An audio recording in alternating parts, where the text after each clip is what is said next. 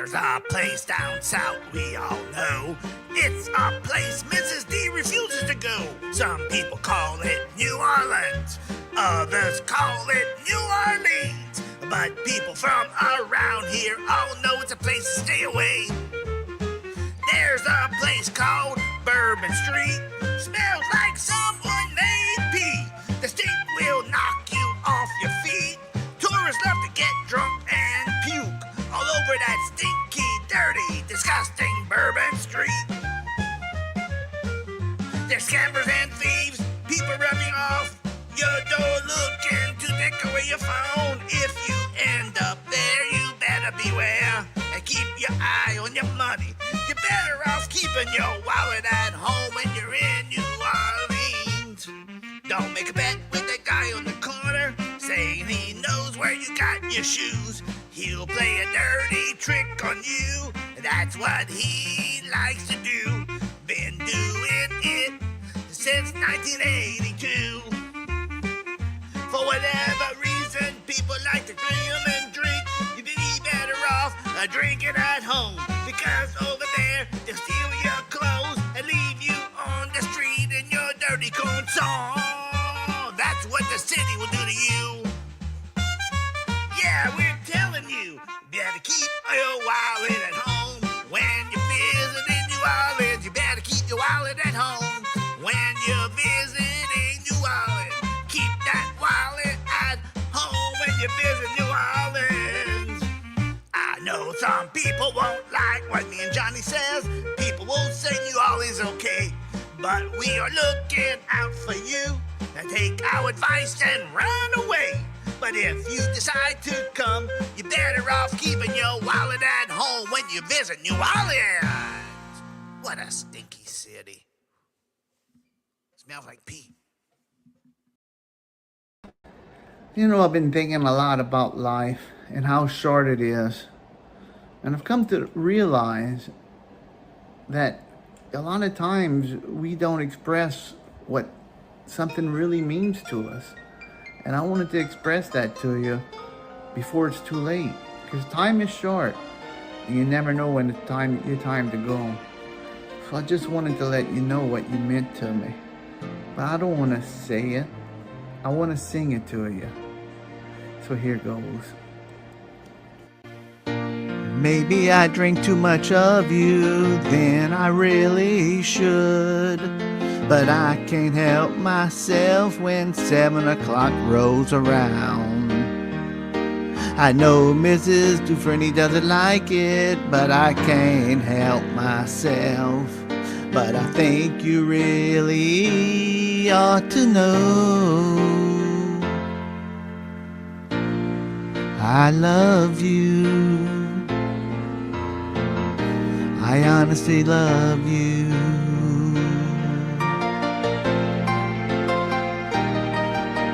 You never ever judge me or think of me less when I go to bed at 3 a.m.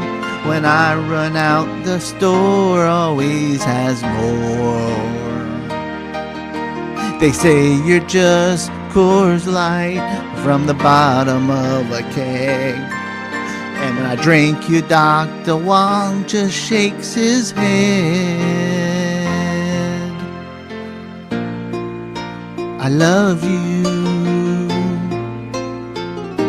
I honestly love you.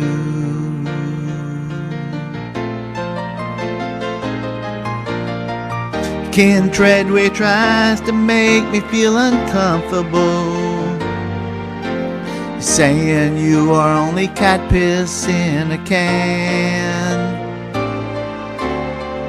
But I know it's not like that because you taste so good. But I won't blow any chance to open your beautiful blue can. I love you.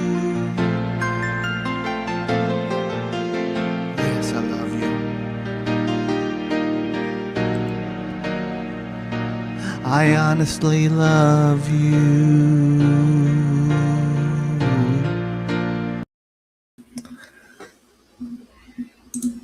All right, gang. I had to start off this show two ways. We had to do the Mardi Gras, because it is Mardi Gras come Tuesday down in New Orleans. So if you're not familiar with New Orleans, Tuesday is Mardi Gras over here. Tuesday is the big shebang, Mardi Gras. So I had to play Leave Your Wallet at Home if you're visiting New Orleans, whatever. But I had to play that. Then yesterday was Valentine's Day. So we had to play a beautiful love song to the love of my life, Keystone Light. Thank you. Gene and Ramona will be here in 1 second, finishing up another video song that we have right there. And there we go. Sorry, I'm running the board. I can't do two things at once. All right, we're on episode 319 of After Show Chat. I'm going to see who's in the audience tonight. On a good night, because Gene just texted me, and Gene said, I can't wait to talk about this movie over here. The last remake of Beau Geste, starring the great Marty Feldman. Oh, we can't wait to talk about this one. And you're in for a treat, because if you didn't hear HD just sing that song, you're going to hear HD sing about Kelly Ripa from Mark and Kelly. Wow. And that's what they're putting the finishing touches on right now. So, gang, let's see who's in the house on this Sunday night. Now, look, gang, one last thing. In a little bit, we're going to be joined by our good friend of the show, Nate. Nate is going to join us to talk when we do movie night. Nate is going to join us right over here to talk about this movie over here, the last remake of Beau Geste. So be on the lookout. So Nate's going to be with us then. Ken Treadway, if you don't know, if you haven't watched the show for a long time, we're on episode 319. Since day one, Ken Treadway has claimed to be the producer of After Show Chat, even though I don't see him anywhere except to insult me in the Facebook messages whenever he does when he deems that he needs to. So he doesn't make me feel uncomfortable. He makes me laugh. Don't tell Ken I said that. Ken Treadway is really a lover of Keystone Light. He when he came to New Orleans, he partook in Keystone Light, and he loved every second of it. If it's not true, Ken, come on here and tell me differently. Steve Templar's in the house. Oh, he is the producer of all right. We'll leave it at that. Allison Perry's in the house over here. The Jennifer Templar's in the house. Mother Teresa's in the house. And we're just waiting for everybody to come along, including Ramona and Gene. They should be here in a little bit. All right. Ramona says they're coming. They're coming. They're coming. Look at this cool shirt I won. I can't even point my fingers over here. Look at this cool shirt that they sent me when I stumped Mark on Kelly and Mark show right over here. Look at that. What a. Now, they sent it to me too small. He sent me a large. I haven't been a large in a while since I started doing food reviews. I ain't no large no more. All right, that's a pipe dream, large. I'm going to tell a story later on tonight, later on in the show about a situation when me and Mrs. D went to New Orleans today, and you'll see why I don't wear a large anymore. Large was a long time ago. All right, gang. So it's Sunday. If you don't know, this is Mardi Gras time in the New Orleans area. And it is crazy out on the streets the last few days. We've been out and about in the areas on yesterday and today. Today wasn't too bad because we stayed on the what's known as the West Bank of New Orleans. Stayed away from all the hoopla of the regular New Orleans bank, the New Orleans area. But yesterday, Saturday, we had our local parade down here where we live in Lockport, and we were trying to leave town. We weren't going to the parade. We don't go to parades no more. People might ask, "Hey, HD, you don't go to parades no more?" It's like, no, no, no, no. We're done with that. That is over with. There is no more parades for me and Mrs. D. That's it. It's over. No more. So if you catch me in another parade, I don't. It'd be a miracle. All right, you won't catch me at the Christmas parades. You won't catch me at the Mardi Gras parades. You won't catch me at no parades. Okay, done.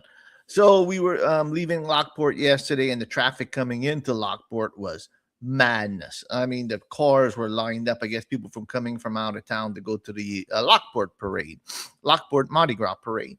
My daughter and I went. So we were heading out. We were heading towards New Orleans. So then when we got in a few areas in New Orleans, some roads were closed. We wanted to go to a certain place. That place was closed, but we finally managed to get to where we were going. Then we wanted to go to the West Bank, and we had to pass. And I made the mistake of passing right in front of the city. I don't know why I did it. I usually don't pass that way, but we were in the area, and I was trying to get to the West Bank of New Orleans. And I got caught on traffic on I-10 going into the city. Like, I don't know what. Everybody was heading to the city, I guess, for the Mardi Gras weekend.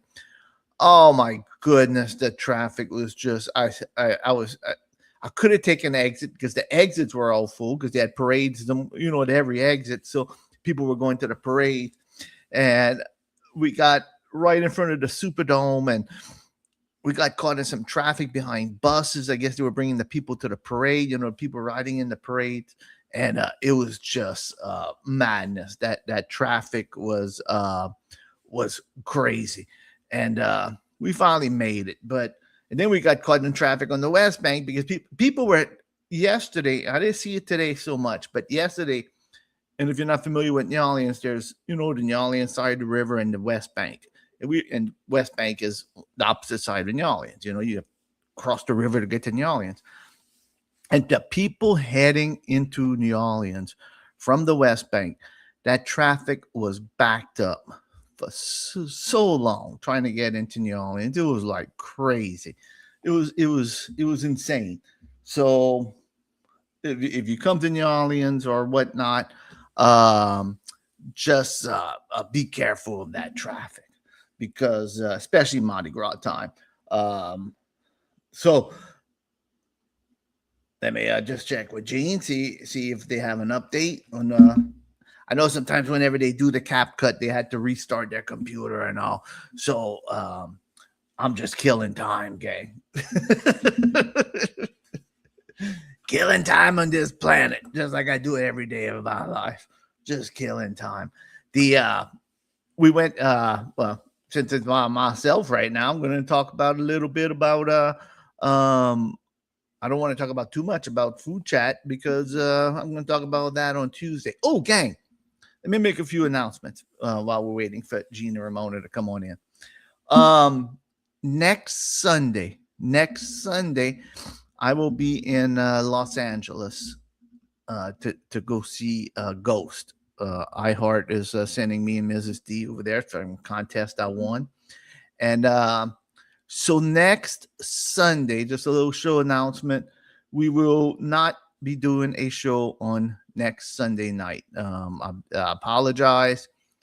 We haven't taken off in a good while, but those West Coast shows are just too rough.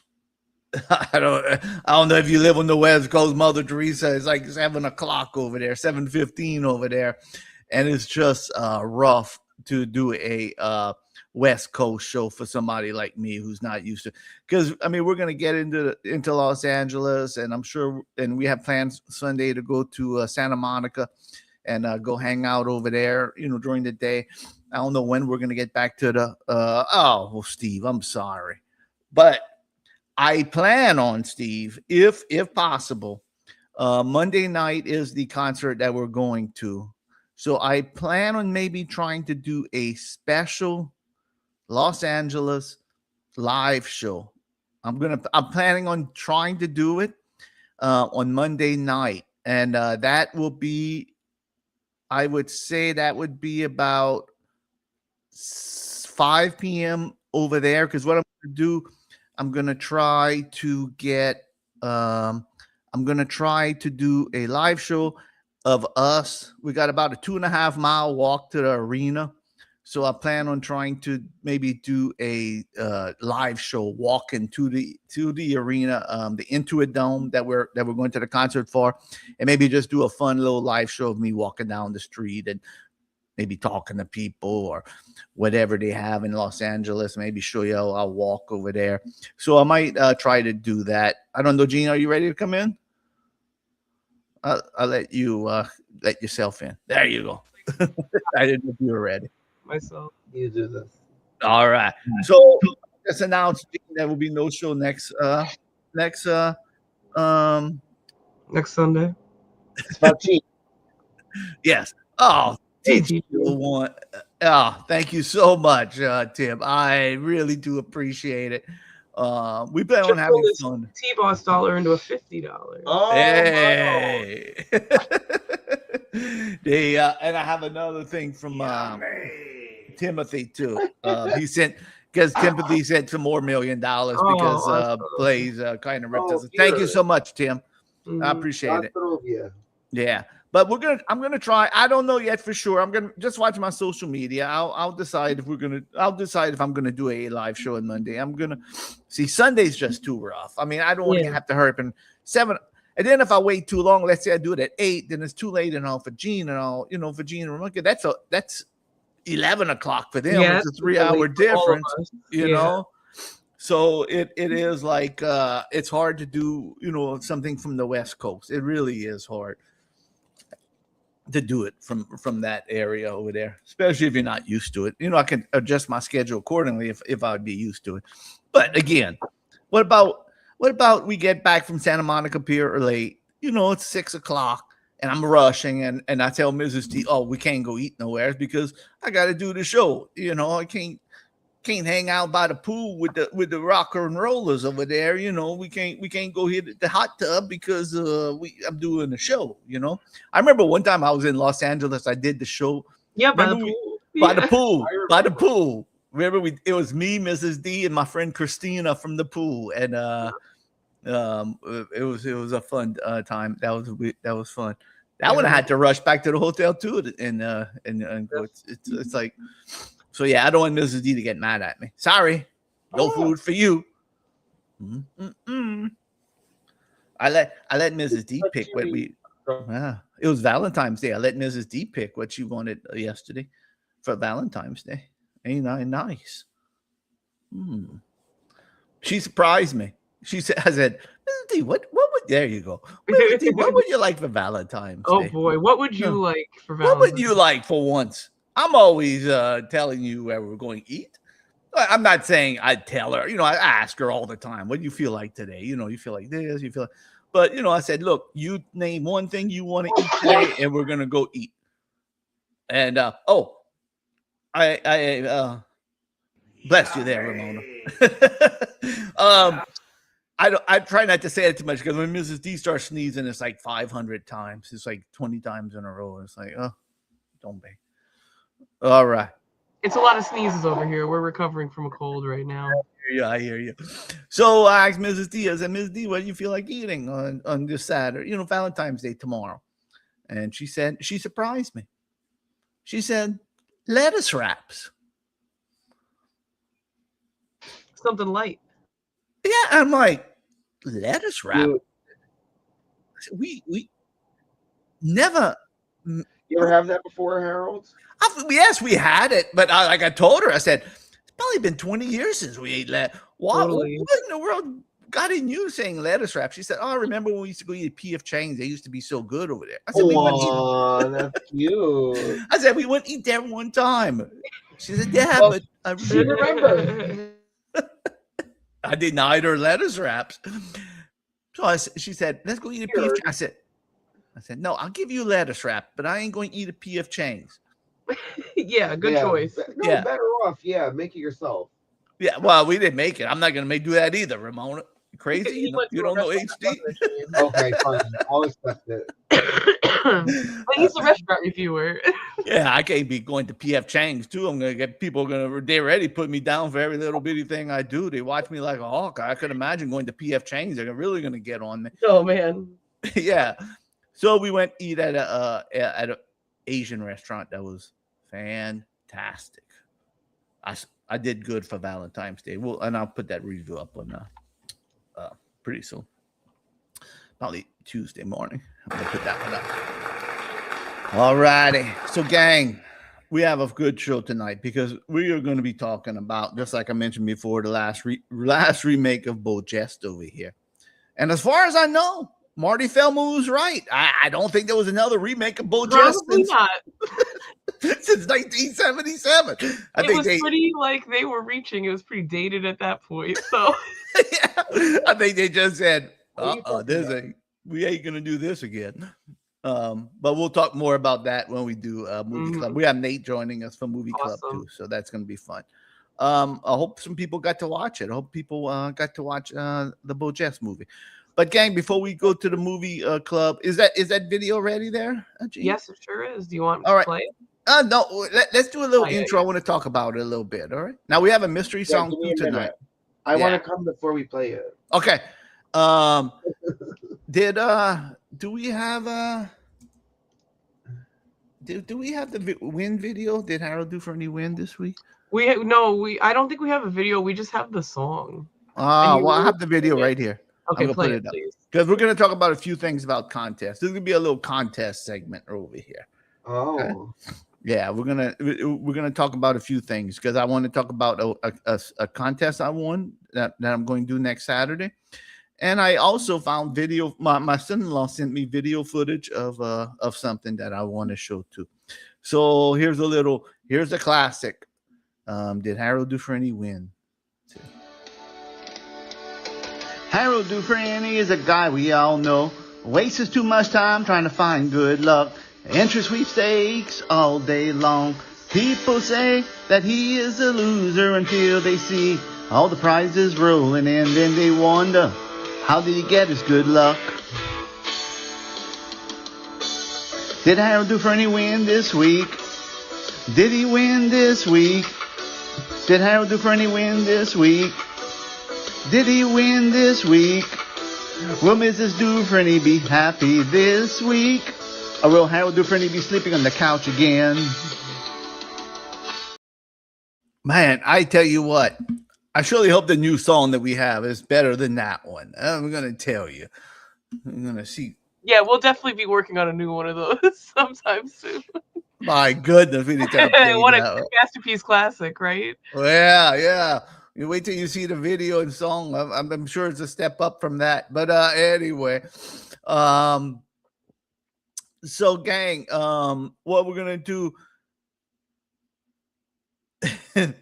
Steve said Marty Feldman killed the whole Geste franchise. Yeah, maybe. Well, we'll talk about that in a little bit. I was gonna say we'll see about that. We'll see about that because I'll tell you what.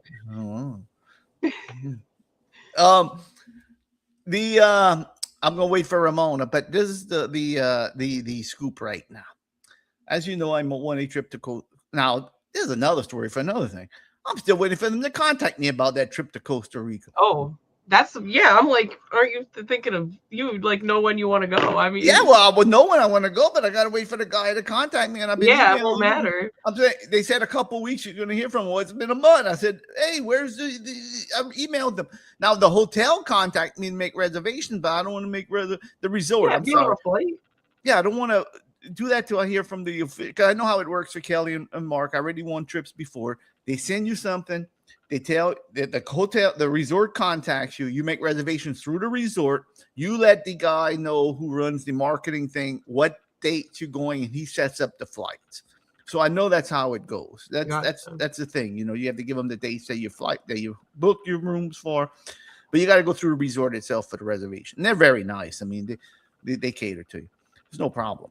But I'm still waiting for the guy to tell me to do it because I don't want to just contact the resort and say, hey, I'm making my reservation. And then the guy say, no, you can't do those dates. And it gets all messed up, So I'm waiting. Tomorrow's President's Day. So I'll wait and, give it the weekend.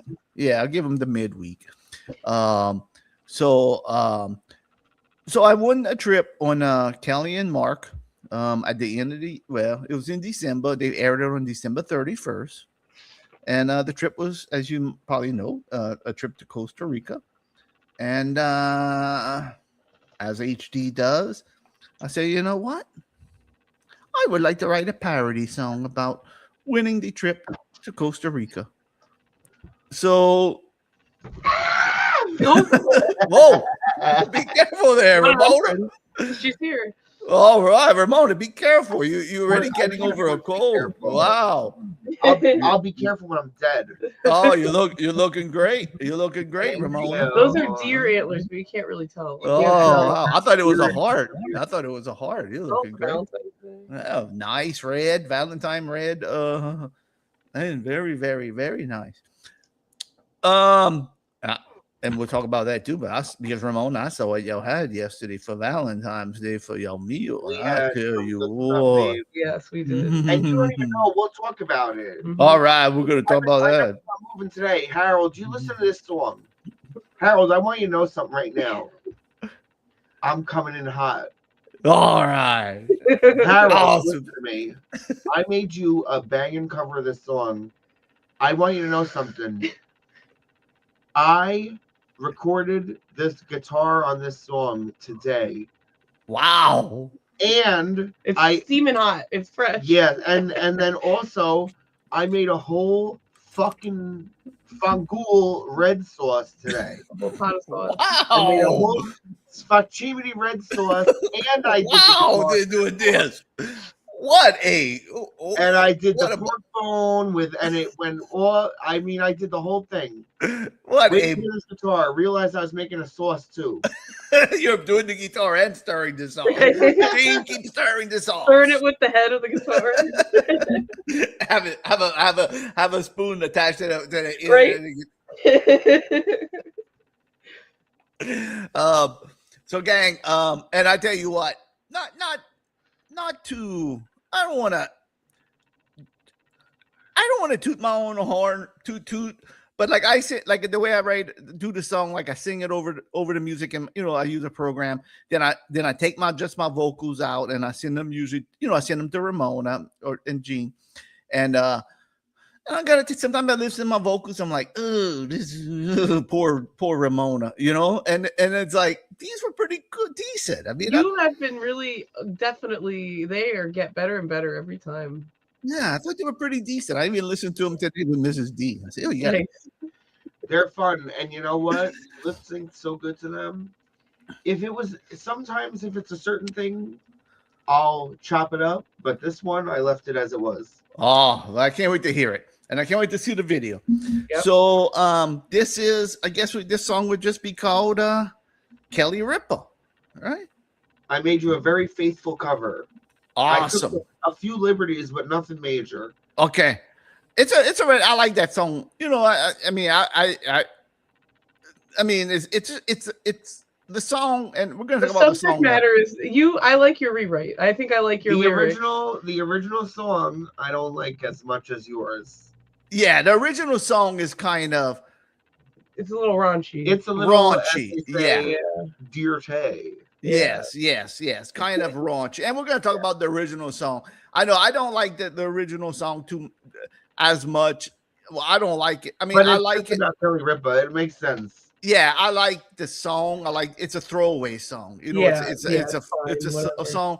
I can't believe Kelly Ripa lets them play it on her show sometimes. But anyway, we'll talk about that. Hey, it's a compliment, right? I guess. Yeah, I guess. You know what? Honestly, if she owns it, then that's fierce. Yeah, that's cool. I didn't know that. Yeah, I guess she likes getting called a stripper. But getting dipped in chocolate. But anyway.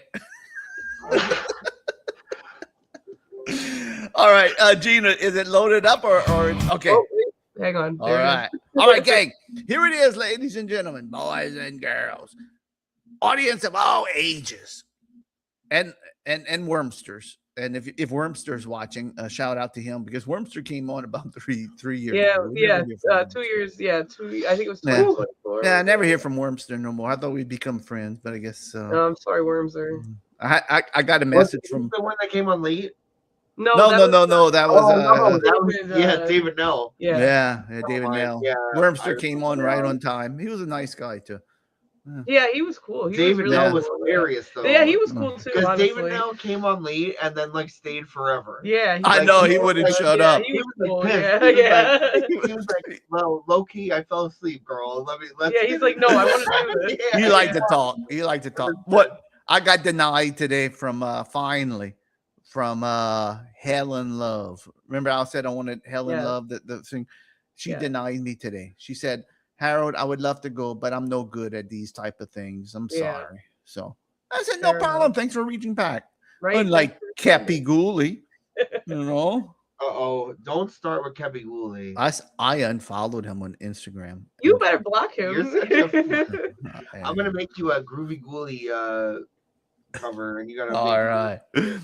All right, gang. I can't wait to see this. I gave all my material to Gene and Ramona, and they worked on this, as you heard from. And Ramona did the guitar while making a sauce this afternoon, and I can't wait to see what we got over here. All right, Gene, let's debut it. Let's roll them. Okay. I am 3 a.m. in drink contest like a fool again. Keystone Light, drank too much, but I'll take a nap tomorrow when I can. Make up a lie, tell the truth. I've got to stop that dumber dude. But there's one thing I have to do is give the correct answer to the question from Kelly Ripa. Kelly Ripa, I want to win a trip to Costa Rica. Kelly Ripa, Kelly Ripa, I don't know the name of John Stamos' dad. Kelly Ripa, Kelly Ripa, I know the name of Ryan Seacrest's puppy. Kelly Ripa, Kelly Ripa, I ate 158 oranges, I'm not a clown. Taking notes from the show. What did Laura Dern say her favorite color was? Deja. Spin the wheel, don't let it be the same price I won last year. I'll sit on through Mark silly rambling just to share the chance to be on the show. I'm gonna win a coffee mug because I want one that says Kelly Ripa, Kelly Ripa.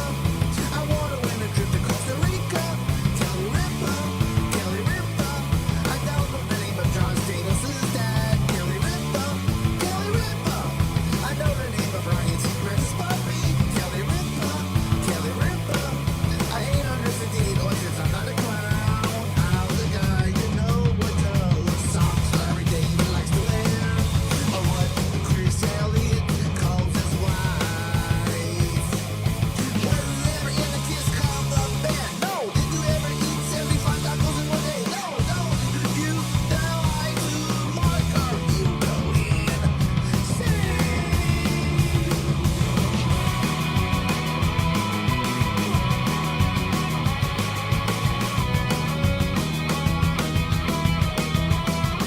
People say I waste my time because I enter contests online.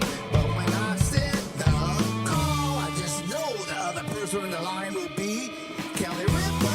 Kelly Ripa. I wanna win a trip to Costa Rica. Kelly Ripa. Kelly Ripa. I don't know the name of John Stamos' dad. Kelly Ripa. Kelly Ripa. I know the name of Ryan Seacrest's puppy. Kelly Ripa. Kelly Ripa. Yes, I ate 150. Yes, I ate 150. Yes, I ate 150 oysters. I'm not a clown. Yeah, Mark. I ain't no clown. Take that. Now give me my trip.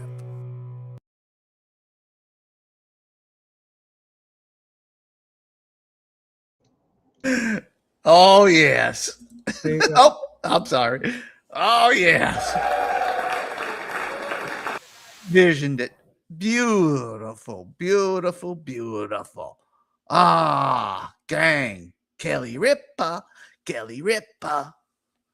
There you go. Yay. Gang, Woo! gang, guess what song? If somebody doesn't know, guess what song I parody? Kelly Ripa. It's a song. Kelly Ripa. Kelly Ripa. By Cowboy Mouth of New Orleans. Kelly Ripa. There you go. Kelly Ripa. Now, I had fun covering it. They're fun. oh, that's a fun song. It's a fun I love song. doing that little Weezer solo. Maybe they'd like it if I said that. Maybe they wouldn't, but that was really fun. I'm gonna send it to. I did a couple things a little different, but I mostly did it just like they did. I'm gonna send it to the what's his name, Fred from Cowboy Mouth, and say, "Hey, look what we did to your song," and then he's gonna put it. I know, right? Cease and desist. Now. Don't ever play that. Don't ever. I know. We made it nice. Don't ever play that again. Right? Delete them. Kelly Ripa. Kelly Ripa. Oh, what it says? What's the original? Kelly Ripa. Kelly Ripa. Mommy with a body of a stripper.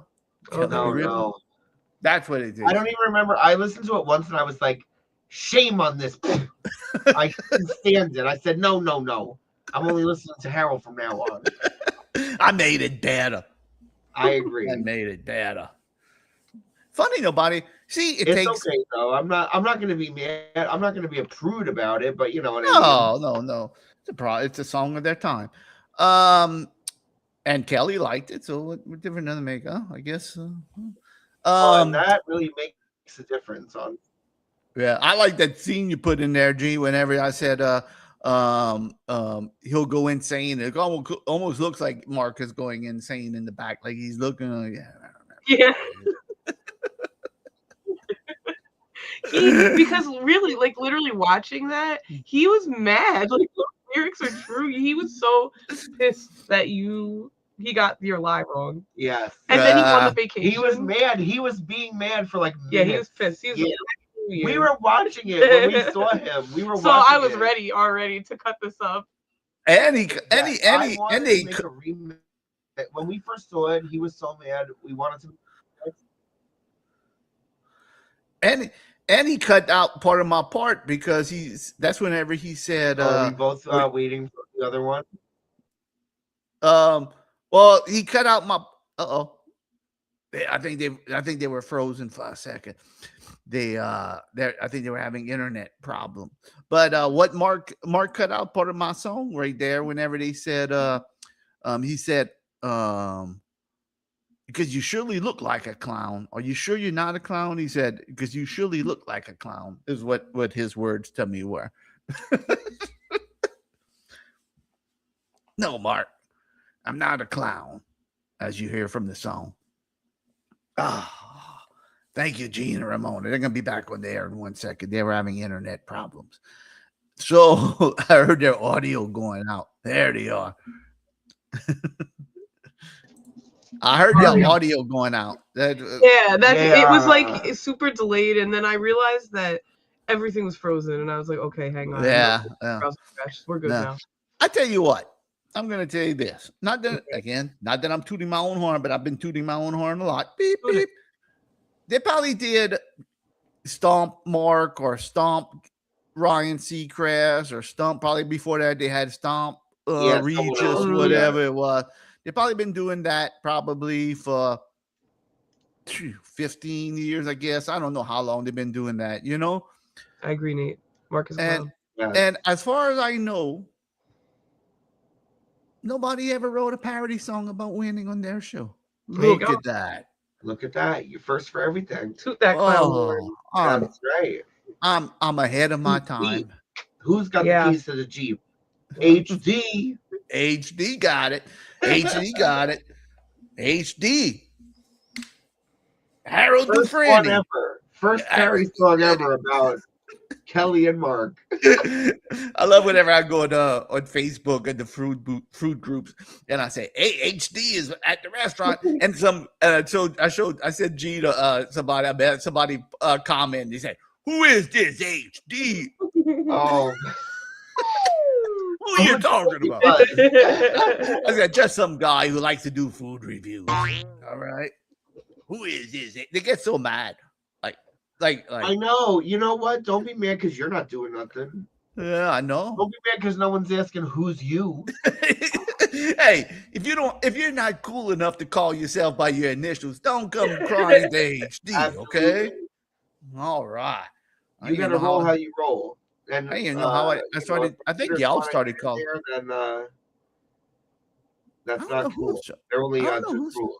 I don't know who started calling me HD. I don't know if it was y'all or I have HD. no. Well, yeah, I don't know. You know what? It's like in your Instagram name, so I think it kind of just happened naturally. Yeah. I feel like a lot of people, like, I know all of us called you that at one point. Yeah, I think almost the first person I remember ever hearing me call HD was maybe Little Aaron. I was thinking the same thing. Yeah, very perhaps. Yeah, I think Wow, I didn't realize that it was like born so recently.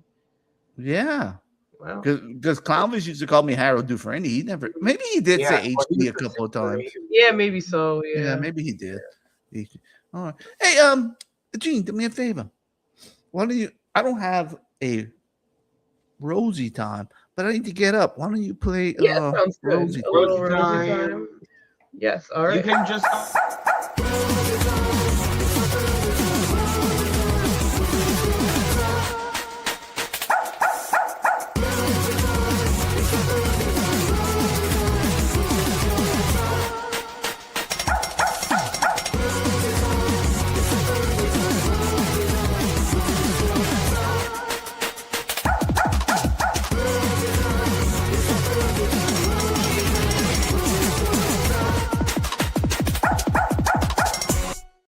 All right, that was perfect timing too. There you go. We can always just use that as a filler. Yeah, I had to go get my love of my life. Oh, there you go. Yeah. So gang, so we're talking about contests. Okay, so I got a call Friday afternoon. It was from a guy. He said, hey, you know, Harold, whatever he said. I forgot what he said, but he said, do you want to? He said, you entered for something, and every free throw, the Raging Cage is a college football team in Lafayette plays. Every time they made a free throw at the home games, they put $10 in a pot. And he said they did that all season. He said you must have registered on Facebook or something. He said, would you like the opportunity to come to the basketball game? We'll send you some tickets. And for halftime, you get to pick a crawfish. And if the crawfish you pick is the same color as the crawfish in the pot, you win all the money in the pot. And I said, yeah. Yes. No. Yes. TFU. I have to stop the show, stop the presses, because they played a gasp and I gasped over it. Oh, that was really funny. A gasp over a gasp. And no, I'm like, yeah, for sure. You kidding me? I said, we're flying out Sunday morning to go on a trip. And I said, I will definitely go. I thought it was like the nighttime game or something, but come to find out it's 12 noon the game, which is perfect. He said, you don't even have to stay if you don't want to after halftime. I said, no, I'm going to stay. And so on this Saturday at noon, we're going to go to the Raging Cajun, Lafayette Raging Cajuns basketball team for college team over there, University of Lafayette. And I'm going to get to go and pick a crawfish. I guess they're going to have more than one person. And if your crawfish is in, I don't know how many people is going to, I did ask how many people is going to partake in this. I'm assuming maybe 5. I hope it's not 100. I mean, there can't be that many color crawfish. I'm thinking, probably 5 or so. I know they have like a whole Crayola box. Yeah. So now I'm starting to think, how many free throws do they make? I know. That's what I was thinking. Yeah. So of course I Googled it, and how much does the average basketball team, college basketball team, make free throws in a game? They say they take about 20 shots and they make about 14 of them. So average of 14. So 140 a game. And per game. And so I don't know how many games they had. I'm assuming home games. I'm assuming at least 10. If I'd have to guess. So I'm thinking there might be 14. I don't know, maybe more, 1,400, 1,500 in that pot. It could be definitely over 1,000. Yeah. Yeah. So I told Ms. D, I said, I hope they just give you a color, because I don't want to ruin my trip. Don't have to agonize over that. I'll be the last one to pick. You know, because I'll be like, if I don't get the right color, and gang, I'm going to record it. I mean, we're going to record. I'm getting Mrs. D record me when we do this. But if I don't get it right and I got to fly out the next day, I'm going to be like, man. I know that's going to be a bit of a bummer. Yeah. Should have picked this. Somebody in my comment said orange. So my Mrs. D said Oh, blue. Yeah, I don't if know. it was your heart, what color would you pick? After Mrs. D made her logical thing, I would pick blue. Like Okay. a What's navy your blue. favorite color? My favorite color is bluish. I really don't have a favorite color, I'll be honest with you, you know. But what she said made sense because there are rare crawfishes that are blue. Like if you find like one of those rare crawfish, it's almost like the white alligators, you know, it's like you Yes. find a rare blue I've heard crawfish. of it. Yeah. So my heart would say blue. Wow. Cool. My logic says it's gonna be red for boiled crawfish in the pot. I mean, that's my logic. Yeah. Yeah. But orange could be it too, because orange sometimes you boil them and they look a little orange. I didn't realize this was like, I don't know what I thought it was gonna be, but I thought they were gonna like put color on them or something, like not that they were gonna turn. That makes more sense. Like I don't know. This is hard. I have no idea. Yeah, I'm gonna just have to take a wild shot at it, and whatever happens, happens. It'll be fun no matter what. You know, it's gonna be fun. Absolutely. Yeah. It'll be fun. It's opportunity. It'll be fun. I'm not gonna, you know, if I don't hit it, I don't hit it. But you know, it's gonna be fun. So I can't wait to see if it happens. me too. Ever since when Gene told me, I was like, oh, I wish it was that day. and now I'm kind of caught in a dilemma because next Sunday we won't have a show because we're gonna be in California. I'll be in California. I'm gonna want to tell people whether I hit it or not. You I know, know. You gotta spoil it. No, I'm gonna have to spoil it. You gotta send us. Where's the footage? Where are they uploading the footage? I don't think they will. We're gonna reveal it. I'd like to reveal it on the show, but I'll see if I can control myself. It will be. Maybe I'll get so distracted by watching Ghost that I won't by remember. your workouts on Muscle Beach. Oh, Yeah, exactly. I did tell you the best part about going to California. I talked to my dad this Thursday or Friday, and he said, I told him we were going to California this week. He said, you know, you have a cousin that lives over there in California. Really? Yeah. I said, a cousin that lives in California? All the He said, time you've been there, you didn't know that. I didn't know. He never told me. He said, yeah, they're not close to the family. He said his name is Gerald. Gerald Dufresne. And Gerald. yeah, that's so awesome. Harold, Yeah. Close. I can't wait for this. I never to reach out. I did reach out. He does not have Facebook, but I reached out. My dad had his one of his relatives and he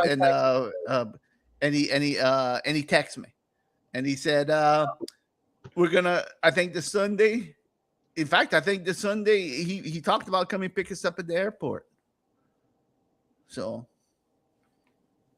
maybe I'll get to meet my cousin Gerald Dufresne. And that's pretty fierce, honestly. Yeah. I wonder if he said long lost cousin and he's right away he's gonna come pick you up at the airport. That's pretty nice. Yeah, I mean, he probably saw me online and probably said, "Ooh, look at this!" You know, I know. I have a big, cool cousin. Money bag. Yeah, Yeah, exactly. he probably said, "Oh, look at this dude. High He has roller.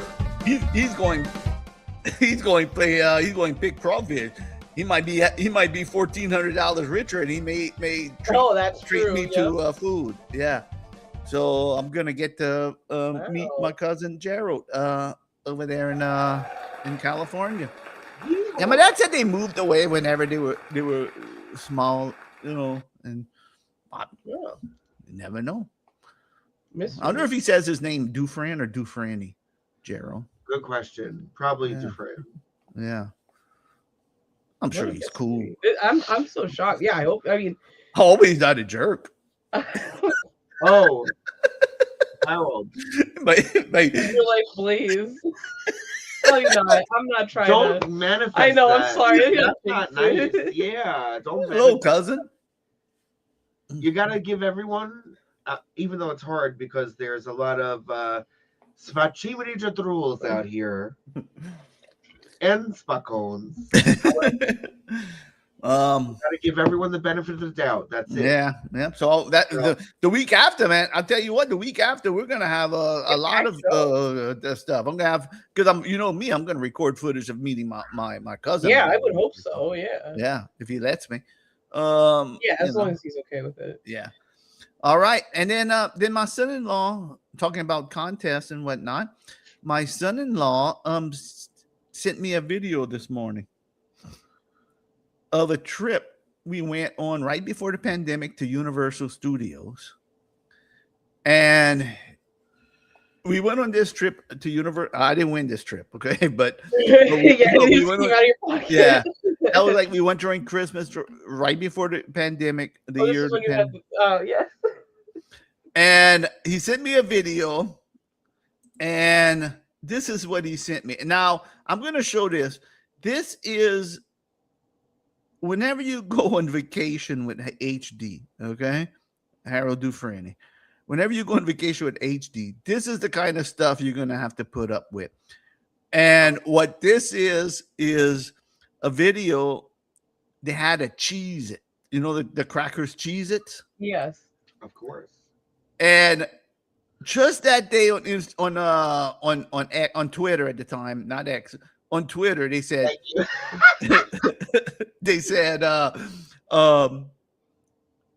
take a picture with a bag of Cheez-It and you can win a year's supply of Cheez-It. So I said, what? I'm in. So I hurried up and went. I was at the hotel in Orlando. I hurried up and went to the vending machine. Luckily, they had a bag of Cheez-Its in the vending machine or something. Or maybe I had to stop at the store. I don't remember even what I had to do. And I said, oh, I'm going to enter this. And then I read, enter as many times as you want. Oh, man. Don't tell you that. Uh-oh. So I was all over Universal taking pictures with my Cheez-It bag. And here we go. And I guess my son-in-law had enough or something. He thought it was funny at one point, and this is what he recorded. Hope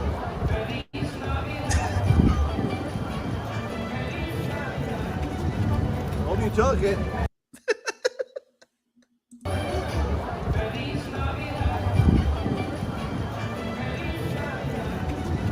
Hope you took it. This didn't happen to be in December, did it? Yes, he already. So now you may be asking, well, did you win, HD? Of course I won. And here's the shot that he took. That was it. That was the shot that he took in the video right there.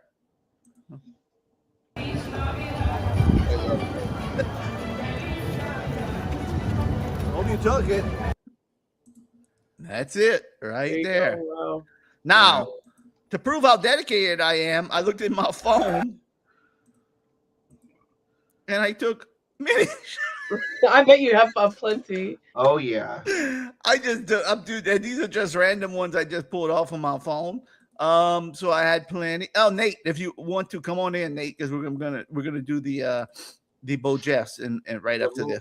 Hey, before we do the movie, let me do a little side thing. But all right, well, hold on there, Ramona. There's another one. Keep going. There's another one. You're making me so hungry for cheeses. That's one of the best. Look at that. Why are you putting it on your head? Like if he wants to, he's feeling his oats. Let him feel his oats. I guess that was my style at the time there, Gene. I guess this was on the Fast and Furious ride. I think we were in the garage area. I was wondering why you're in a chain link. Yeah, I think that's what it was. This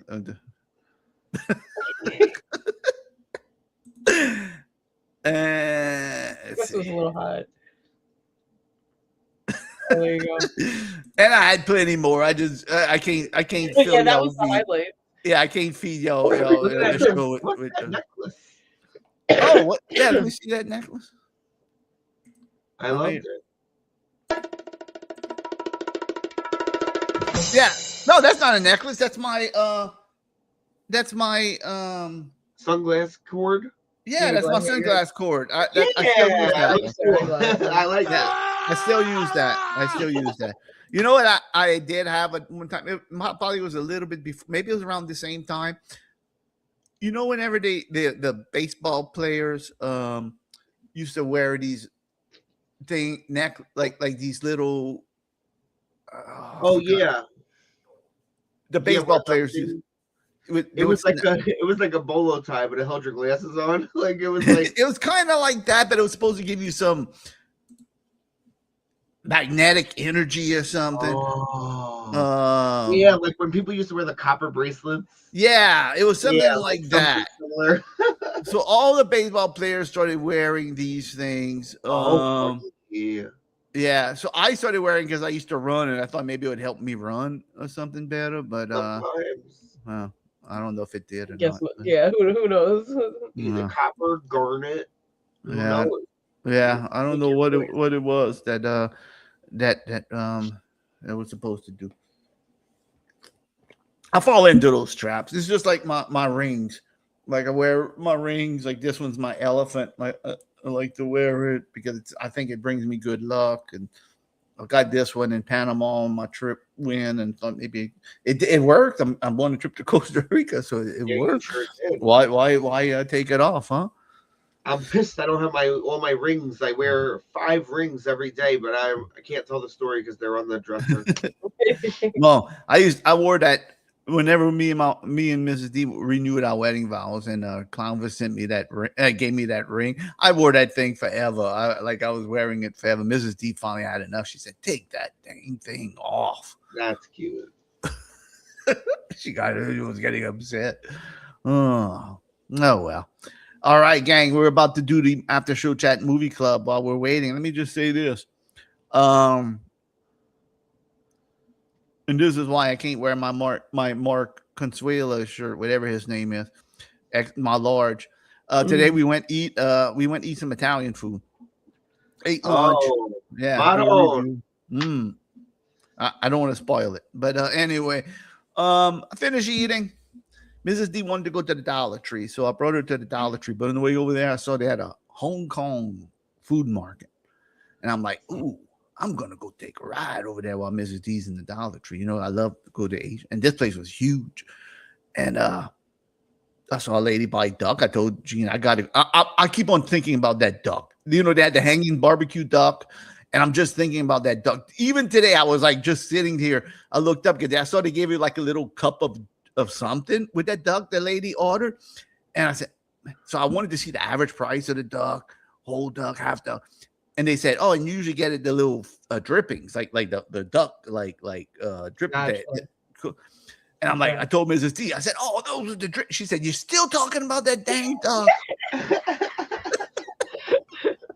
I said, "I can't help it. It was hanging. The lady said she wanted it. The guy came with a sharp knife, cut it up in 2 seconds, like God of cookery. Had all in the plate. The legs looked perfect. Everything looked just good and great.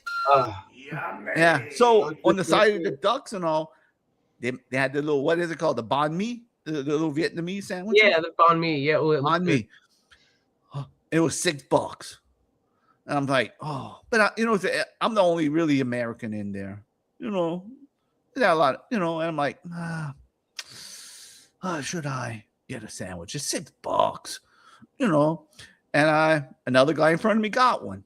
I'm like, you know what? I'm getting one too. So I got me my grilled my banh mi. I go pick up Mrs. D I did a review. I go pick up Mrs. D at the Dollar Tree.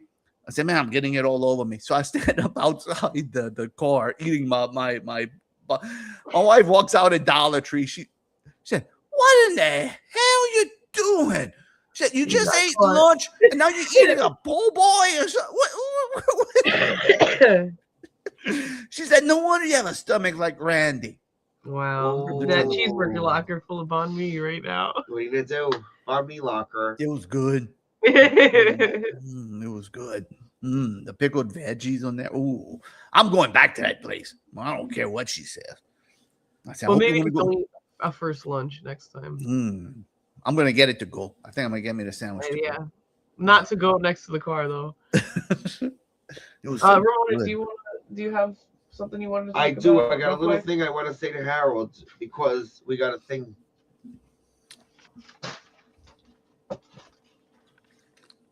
I got a Polish thing that like kind of corresponds, I think, to Mardi Gras. Ooh. Greasy Thursday. It was this past Thursday. And on that day, they used to want to get rid of all their sugar and flour and stuff because it was the last day before Lent. And I think that might be the same kind of thing with Mardi Gras. Uh-huh. And they make these panchki, these soft, beautiful donuts. And they're filled with custard. And they're filled with custard or jelly. And they're really good. And that's this little tradition. Greasy Thursday. Greasy Thursday. Talk about Trailer Park Boys. I just I was like, oh, that's the same thing for sure. It's just Probably it is. Probably the same kind of traditions that and that's like the typical that's like the traditional food. They do everything, but Uh-huh. All right. That's our Greasy. lesson. Greasy. Remind me of Bubbles. Yeah. I still gotta make a pizza. Oh, you put it up there. I see that now. I didn't know that you put it up there. I didn't do it before, and I was like, "Why didn't I do that?" It plays better. It plays better. All right, we'll gang. play it, we should play it before we go. Yeah, we will, and I'm gonna put it up on social media. All right, gang. I'm gonna email it. Sorry, yep. So, gang, we're gonna do let me get this going over here, and Gene, if you don't mind, why don't you let Nate in while I'm looking for this, if you don't mind. Hey, Nate. So we're joined by Nate. Hi. How you doing, Nate? Hold on, I'll be right back. Good. All right. So I'm Nate, good. all right. Did you do your assignment and watch the movie? Yes, I did. I have some, I fell asleep once. I went back and tried to do it again, and I got through it mostly. So that's my answer. That's not a good sign for a movie club if you fall asleep during a movie. I mean, I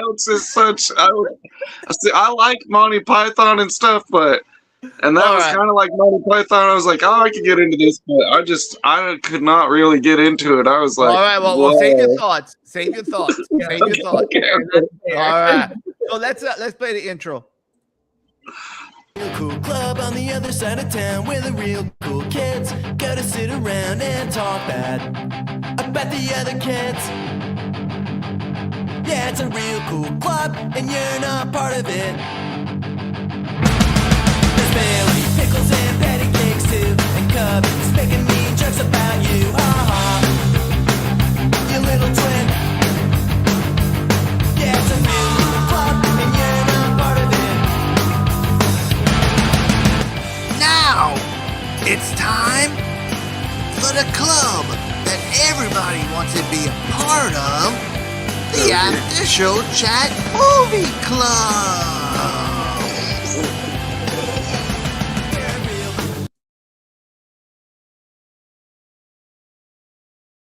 That ended fast. I didn't realize it ends like that.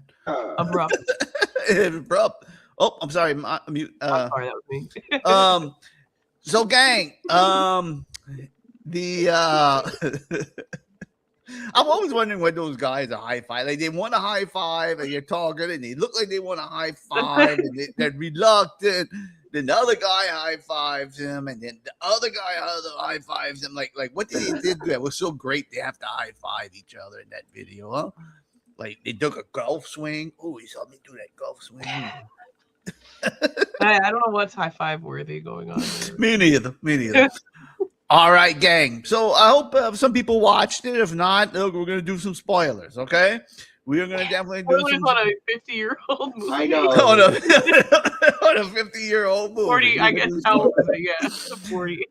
Now, What the movie, was the year actually? 1977. 77. Is that 6 or 7? 77. Okay. So. I was 11 years old. Yeah, I was so it is 11 50 years old. Okay. Okay. So let me do a little intro, and then we're going to talk about the movie. So the year was 1977. Young HD used to go to the movies a lot. And this movie came out. Now, I love Marty Feldman. I loved him in Silent Movie. I loved him in everything. You know, Marty Feldman was my guy. So I knew I had to go see this. So I must have went to see this movie when I was 11 years old. I must have went to see this movie. Oh, God. So many times. I mean, I think it got held over in the movie. System. Oh, what's that? I said before the rating system. Oh my goodness! This This is is kind of raunchy. It is. There was a few moments. It where I wasn't said, like all out horrible, No, but like it there was was- definitely raunchy. It was raunchy. I want to talk about some things I'm on sorry, that. go on that ahead. movie. All right, definitely want to bring that up. But anyway, so I would go see that. Now, this is the first movie I ever brought my friend Dwayne Guidry.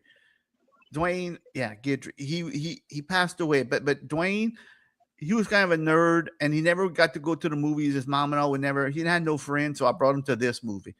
And I remember him spilling the popcorn and the other kids making fun. But anyway, that's besides the point for that. But anyway, I just remember going to see this movie and loving it so much. And I'm going to talk about some reasons why in a little bit.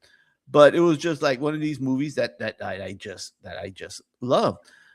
So when we talked about movie club, I said we got it. I want, let's do this. Because I haven't seen it probably since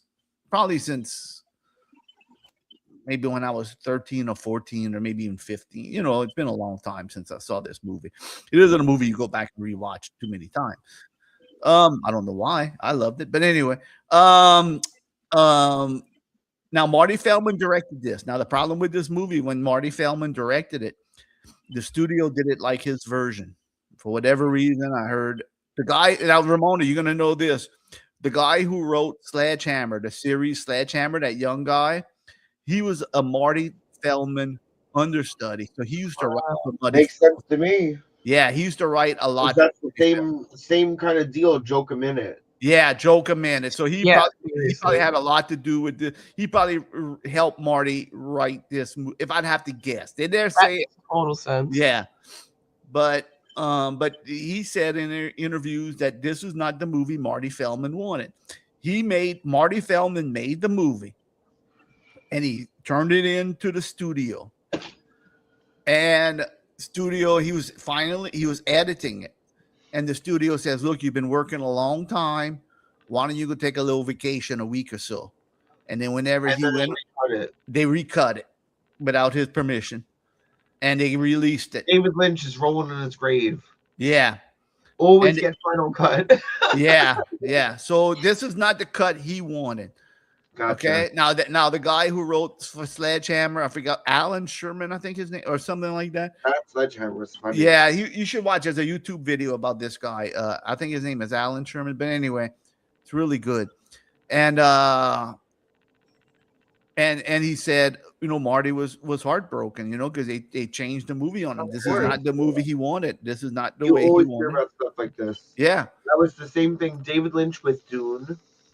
Mm-hmm. David Lynch was pissed. That's the only movie that he had regrets was with Dune. And I mean, it still is a masterpiece for what it is. Yeah.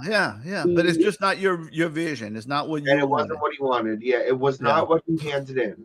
Yeah, they edited it, Yeah. So this movie was not when Marty Feldman. Now they said to make concession, they let him do another movie. I think it was I forgot what it was, but it wasn't very good. The next movie he made after this, and then unfortunately he passed away after that. So I know. So let's take it. I'm going to give overall thought. We're going to go around the table and give it overall thoughts, and then we'll talk about little bits and pieces, what we liked and what not. Now, I thought whenever I rewatch it again, it is raunchy. There are, there's jokes about,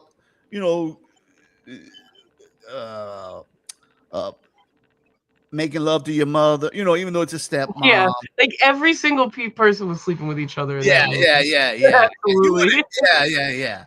You would see that. I mean, it was, to open the safe. And boobs and stuff. Yeah, boobs. To open the safe, they had to get the ladies. That was funny. The dials. And they go like that. They go like Yeah, but it was what it was. I and mean, then it they was open up the raunchy. thief and it comes out. Yeah, it And was. that's like a key part of the movie because that's what houses the water crystal. Yeah. Oh, yeah. I even did talk about the plot in case somebody doesn't watch. So basically, what it is. It was a convoluted plot. That's for sure. It Yeah, was but really basically, good, you could. I liked it. Yeah, you could sum it up real easy. The guy, this rich guy, wanted a son. His wife had a daughter, and he even said, "I'm gonna." Again, doesn't hold up well. Oh, now I got to go. Oh well, that's you know, for sure. Yeah, a lot of things don't yeah. go He gets well. mad at the doctor. He wants to beat up the doctor, and because he has a daughter. But anyway, so he adopts these two boys, and of course they're supposedly twins. They don't look nothing alike. Because one has Marty Feldman eyes, and the other one doesn't. But anyway, so he adopts these twins. He goes off to war. He comes back with a new wife. They have the family diamond that the lady Anne Margaret wants to steal or take and sell, whatever she wants to do. But hijinks, it disappears. Michael York, who plays Beau Geste, disappears. And I want to talk about that too. Yeah, we're gonna talk about that. Marty Feldman gets the blame. He goes to prison, and then they meet up in the Foreign Legion and fight, and they have evil Peter Ustinov as a one-leg bad guy. I love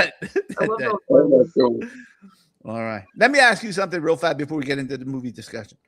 Because I mentioned this before to Gene, but there's a character in there that has a lot to do with one of my characters in the movie that has a lot to do with, but that takes on the same kind of, I think I got my influence from this character on our show from this character in the movie. Can anybody guess what it is? I'm excited because no, I could not guess. Yeah, I wasn't sure. I thought it was going to be obvious. Okay. It's very subtle. Very subtle. Nate, do you have any idea what character is? Okay. I know. Peter Ustinov, he always has a scar. Yeah. Oh, yeah. Who? And it moves. Oh, Reflex. Yeah, when he has a thing of stars. Yes. Yeah. Markov. I love that Markov. Yeah, that was funny. Yeah, that I was just good. love him, and I love his face so much that I thought I knew him from something, and I don't. Yeah. Well, he does the voice for Robin Hood, the animated Disney movie. He was King Yeah. John. And Yeah. He has a good voice. All right. So that's what I wanted to say real quick. So, like, I felt like it was not only a spoof of other movies, like maybe The Great Escape or something like an old movie, or the original one. I went back and saw that there's an original Beau and they were like spoofing that. But not only that, but like other movies since then have spoofed this one because, like, in Austin Powers, or not Austin Powers, The Princess Bride, I think his mole moves around. The guy, like the Prince Humperdinck, his mole moves around and stuff. Like, I think other movies have spoofed this movie and got like inspiration from this movie through that one too. Totally. And I could see some. Now, you know what? Oh, I'm sorry. No, I could just see some naked guns, some police, all those type of things. Yeah, it was from like slapstick to the max and joke a minute. It was And crazy. you want to know what else? The guy who played the camel commercial guy. Oh, Avery Scheider. Now I'm going to give you Mona's greatest hits here. He was in Saturday the 14th Strikes Back. Yeah, he was in a lot of movies. We just had Saturday the 14th, and I was telling them about it. And now I was in Saturday the 14th Strikes Back. I said, And then you also in this movie have James Earl Jones. Yeah. Oh, yeah. You have the guy, the Nazi from Blues Brothers. Yes, that's what I said. Yeah. And then also you have what's his face? Yeah, Ed McMahon. Michael York from Austin Powers, which you just mentioned. Austin Powers by accident. It was a story. Ed McMahon. And McMahon. And Margaret. And you know who the tall blind guy was, don't you? No. Lurch. From the original. Lurch. Yeah, totally. That's awesome. I was trying to figure that out. Yeah, he was Lurch. That was Lurch. Yeah, so they had a lot of people And there was another guy in the brigade too that was, but I couldn't remember what his name was. So looking back on it, and I'm just going to give my general thoughts, and we're not going to go into many details, but I want to just know your opinion, then we're going to talk into some details. I thought it held up well for me. I loved it. I laughed. And I liked a lot that we're going to talk about some certain scenes that I really, really, really, really, really love. So, Gene, what do y'all think? You first, Gene, if you don't mind. What do you think? Oh yeah, I definitely really it was better than I expected it was going to be, and I definitely like it was. I think I have to watch it again because it's like you blink and you miss. There was a jokes a It's minute. constant, and I don't even get all the references because it's a different time, and it's a spoof of a really different time. It was so many layers. It was like really, and like the set design was so colorful, and the effects. They were some really ahead of its time. I know they really were. Yeah, they were. They were like doing green screen stuff. I was like, wow, that's really and I cool. want to talk about. I was really impressed by like a lot, and it's crazy how like, and I mean, this isn't like I wouldn't say this is like a bad movie, but like it's not like this was like going to win an Oscar or anything. Right. So it's like crazy to see how high quality something like this was. And I mean, I respect Marty Feldman, like as a creator, and I like totally think that. I mean, he knew it, but it's like silly, it's like a silly sex movie, but the costumes and the score and everything was so. Because it was the time, everything was like it was 1977, really and I want to bring up some of those scenes, like they interacted with old actors, and I'm going to tell you about those scenes totally, too. Exactly, totally. That's what I mean, for 1977, that was pretty good. I was like, is this a movie from the 70s that I'm watching? I'm like, this like looks like something from the 90s, like that was cool. And I really liked the dancing scene. Yeah. Oh, and, I love that dancing scene. All that was. Oh, I love that dancing scene. Oh, I love that dancing scene so much. Oh, I love that dancing. Guy hit one with Lurch and Marty Feldman dancing. I know he's slamming him around. Oh my god! People say I'm light on my toes. It was funny. All right, Ramona, what's your general thoughts? It was like a Terry Gilliam movie 10 years too early. Yeah, totally. Like when they were doing some of the angles. There was some really creative, different shots like for the time. I was like, man, he was so had a lot of like a creative eye, definitely. And then I can't remember what else I wanted to say because sorry, I have the other thing stuck in my head. What? Just keep going. Okay. Well. And then Nate, you said you did it, you liked it, but you kind of couldn't get into it as much. Yeah, and I totally get that. Yeah, I'm gonna have to watch it again too. And yeah, I saw like the old stuff, like a Buster Keaton, like when he escapes and like he climbs up the ladder and drops into the stagecoach, like stuff like that's like way old, like Buster Keaton stuff. Like the physical comedy, like the falling down and just like stuff like that. But I missed some parts. Like I said, I fell asleep, but I'm going to have to watch it again for sure. Well, the movie starts, and let me tell you, the movie starts off on a banger because that scene whenever Marty Feldman walks in a room and they have the Universal immediately, and he messes up the flying plane and it just falls apart. Yeah. You're going to get a great movie. Now, I love silent movies. My favorite part of the movie always is when he tries to escape from that prison. And they help him. And they're like helping him. Like, Right. That's so funny. Because she wanted him to escape so she could follow him. And they had all ladders and arrows. I know. They're like telling him, push him in the right, locking the door. I've always wanted to do, and Gene knows, I always wanted to do a silent movie bit on the show. Remember we talked about that from the beginning, I think it was, and we never did. I just love that when it just switches the style. There was so many scenes like that, like even it opens up and they're singing that's the Foreign Legion, because the Foreign Legion really is a bunch of misfits of society. They were recruited. If you don't know about the Foreign Legion, they like the Cheap Trick song says, the foreign I heard the Foreign Legions, they recruited old hags for the war, because they were a misfit, if you don't know. So they were a ragtag group in the beginning, in real life.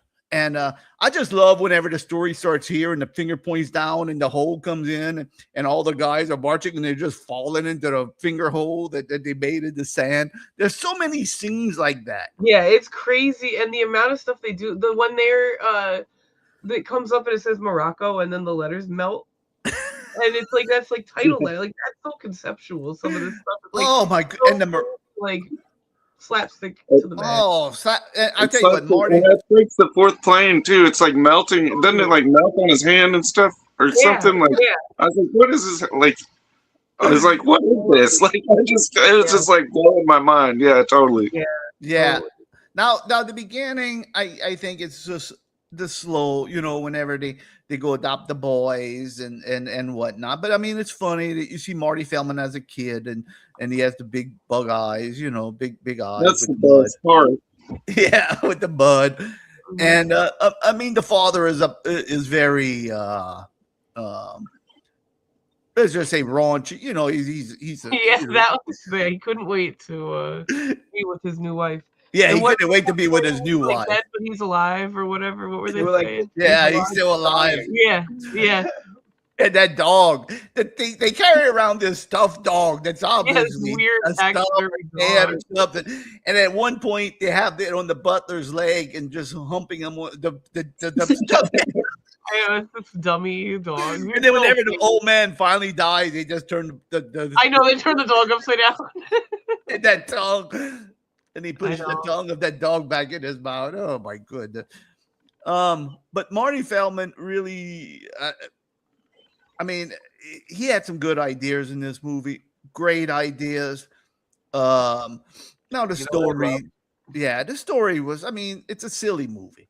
Well, and it's a remake of another story, so it's like you know what you're kind of getting. You know what I really loved that at the end, that you reminded me with the dead dog. At the end, when he came back to the sister, and you know that they're gonna get together, you like kind of thought that, and then she goes, "Well, I was with Beau before you," and he goes, "Well, also I was with Beau before you." I was dead. I was like, you guys are so funny. It felt like a play, it was like a play. Like a silly play. I think that was the scene too. Whenever they said, "Well, I know you," I think they kept on going back and forth like that too. Some scene like that, and it again, and James Earl Jones, you can't even I wouldn't even recognize him. Yeah, I love that.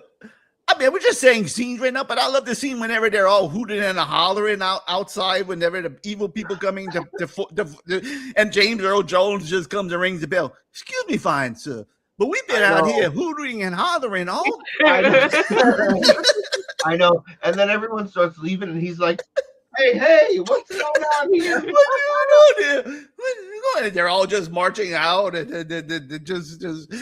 Because they were ambushed to go by the evil what was the guy's name? The Nazi guy.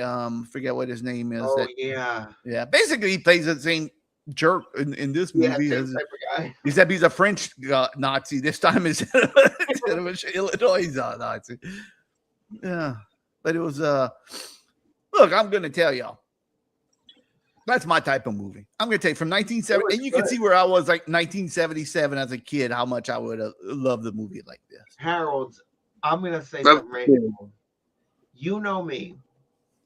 If there was something really bad in there, I would say it because I'm not going to pull any punches. I was like, there was a couple of things where I was like, LOL, maybe it wouldn't fly today, but nothing that was like completely effed, Yeah. Because it was really good. I always worry about movies like this, like from 1970s, because they were just a different time, and the political correctness wasn't the same, as it is today. So there's a lot of movies like on watch, and it's like, oh, this didn't go over. This didn't go over. This is.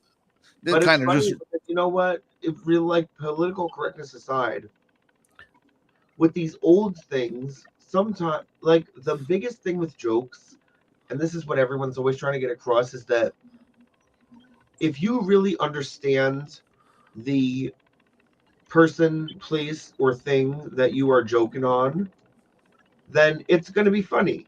Mm-hmm. But if you don't understand and you're just a mean shithead, Yeah. then it's not going to be funny. So even some of these jokes from Beau Geste or Blues Brothers, they stand the test of time because they were made by decent people. Yeah. You know what I mean? Yeah. Because the same thing always held true is if you are making it, if you're laughing with that rather than at, we can tell, you know?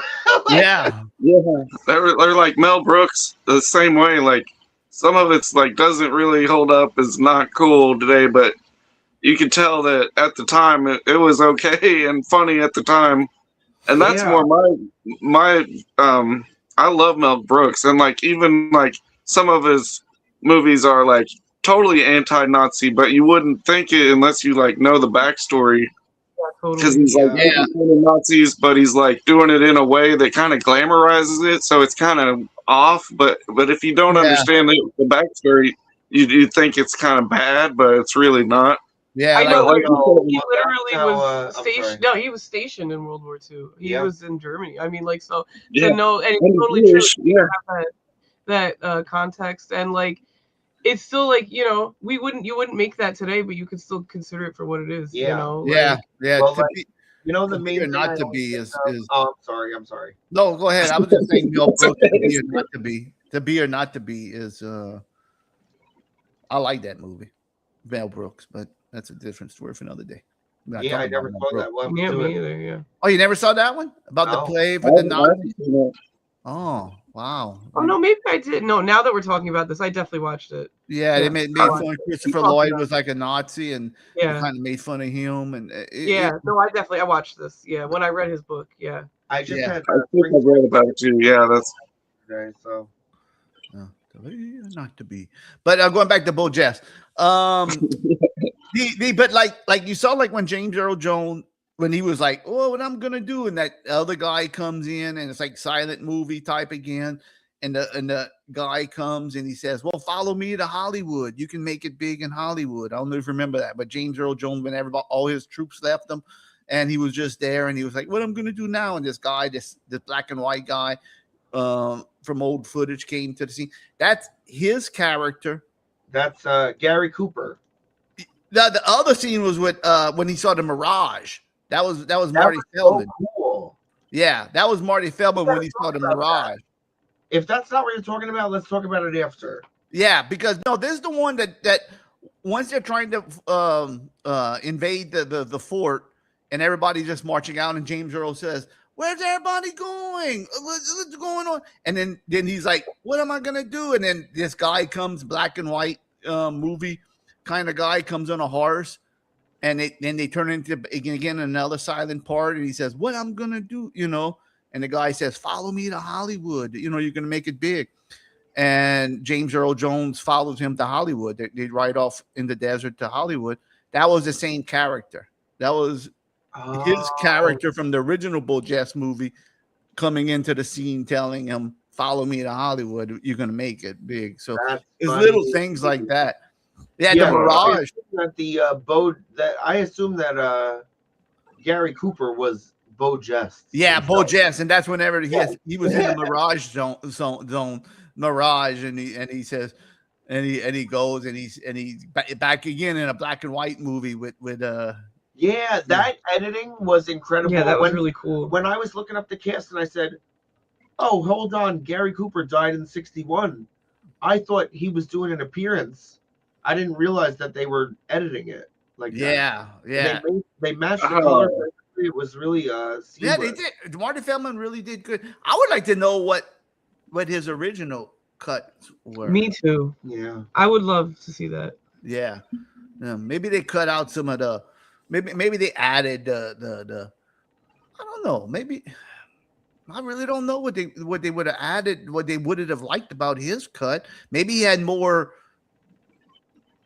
slaps, because they said his version Marty Feldman's version of this movie was like bizarre. Like it was just like scenes, like scenes, you know. I think they added more Yeah, they like tried to make the story go together better. Yeah, I think it was more like a Monty Python, just I can throwing see everything at the wall. Yeah, scene total after scene. randomness. Yeah. It was already pretty packed Totally. full. Yeah. Oh, this movie was already wild. And you can see where he got. I think Marty Feldman got a lot of his influences from Mel Brooks. From in this, I mean, Oh, definitely. you know. Okay, that makes more sense. Yeah. Yeah. Well, I mean, he was in Young Frankenstein with Mel Brooks before this, and he was in So, the silent movie I with know. Mel But Brooks. you know what's okay. so funny? I That's realized the other crazy. day. Sorry. That's all right. Go ahead. I'm sorry. I'll go first. Uh-huh. In the 80s cover of Putting on the Ritz Taco, and in there they say trying hard to look like Gary Cooper. And so Gary Cooper was in the original of this movie with Marty Feldman, and in Young Frankenstein they sing Putting on the Ritz. Yeah. Whoa. Yeah, totally. That's what I was thinking. Like, I didn't realize. Yeah, Marty Feldman's in the Young Frankenstein, and he's in that as the. And it's like, so his physical appearance is just like. He's not a pretty man, I guess, but like he makes it his thing. Like, that's so cool to me that he's got the bug eyes or whatever. Like he's like, well, we're well aware of his physical appearance, but makes it that's part of what his he's known character. for. That's what he's Yeah. known for. Is the big bug eye. I think he wrote an autobiography that I don't know. I don't think he finished it, but it was published, and it was called "I Marty" with the I, like the word "eyes." So he had a good sense of humor. He knew how to. Well, that was his gimmick. You know, Yeah. that was his gimmick, and probably that's We what love being made him. humorous about eyes. Yeah, that's what made him. That's what made him. You know, his eyes. You know. I mean, and if you look at some of Marty Feldman's older comedy bits in Brit, you know, he was British, and a lot of his older comedy, he even had a show. He had the Marty Feldman show. I mean, he had, if you look it up, there he had a variety show and everything else. So Marty Feldman was really, you know, on his thing. And he, you know, I think he. If he would have passed on, I think he would have been a great. I think he would have did great. I think he would have made a lot of great movies. In the, you know, the one that followed this, I think it's called Holy Moses or something. I know. Really was it? So. Oh, it really wasn't that great, but had Andy Kaufman in it, and Oh, interesting. but it wasn't very good. Together. Well, that's an interesting, unpredictable combination of people. Andy Kaufman made some stinkers. No, I mean some. Yeah. stinker I mean movies. that when your shtick is to be so unpredictable, and like obviously he acted too, but like you're not always gonna hit. Yeah, that movie Heart Beeps that he plays a robot or something. Oh gosh, yeah, that heartbeat. Oh my that's goodness. like notorious. Oh, that's horrible.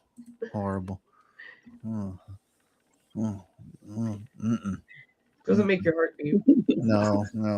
You had to control Andy Kaufman. I mean, he was just, you know, and he was Andy Kaufman. You know, what are you gonna do? But yeah, and I love whenever Ed McMahon comes on the scene too. Well, okay, we'll go back to the action. That was so funny. Oh my goodness! And like I said, I wouldn't have never recognized James Earl Jones. I did not know.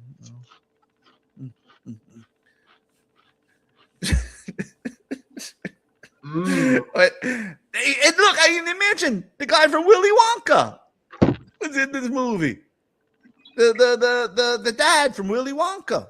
Oh yeah. Oh, which The one Peter Usanov's The grandpa.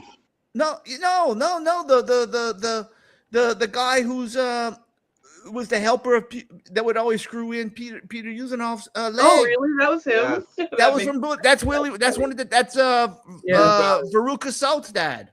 There you Gotcha. go. That's funny. Okay. Yeah, you almost have watched Willy Wonka enough to know that. I have not jokes that. Not in 20 years. Yeah, I haven't know. seen it in a long time. I watch it a lot.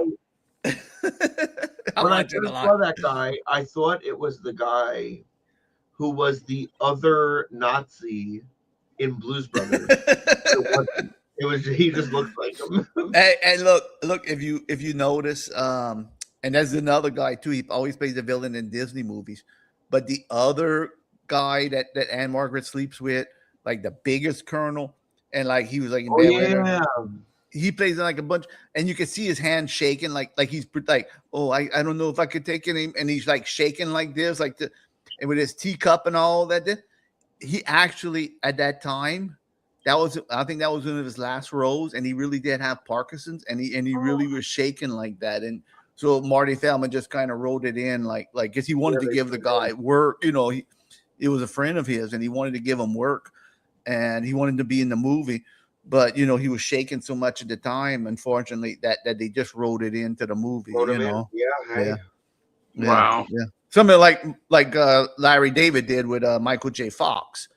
Yeah. You know, whenever he wrote a part for Michael J. Fox and with the soda, which was still funny.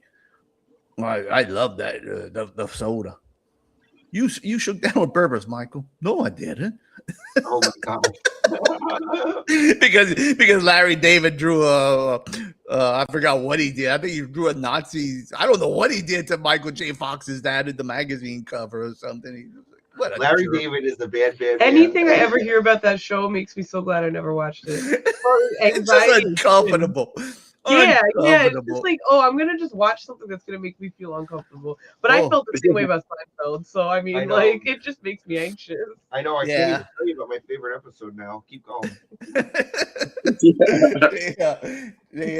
I know the show I'm watching right now from Mexico, that the Spanish show, The Good Band, is like that. I'm like so anxious. Like I'm on episode 26, but I got to jump up to 34 to see what happens with this. You know, it's like man, come on. they had to put the guy through the ringer. Really, he's trying to be good, and now he has a child, and his wife's. Oh my goodness, I can't. This is comedy. I can't go no more. All right. So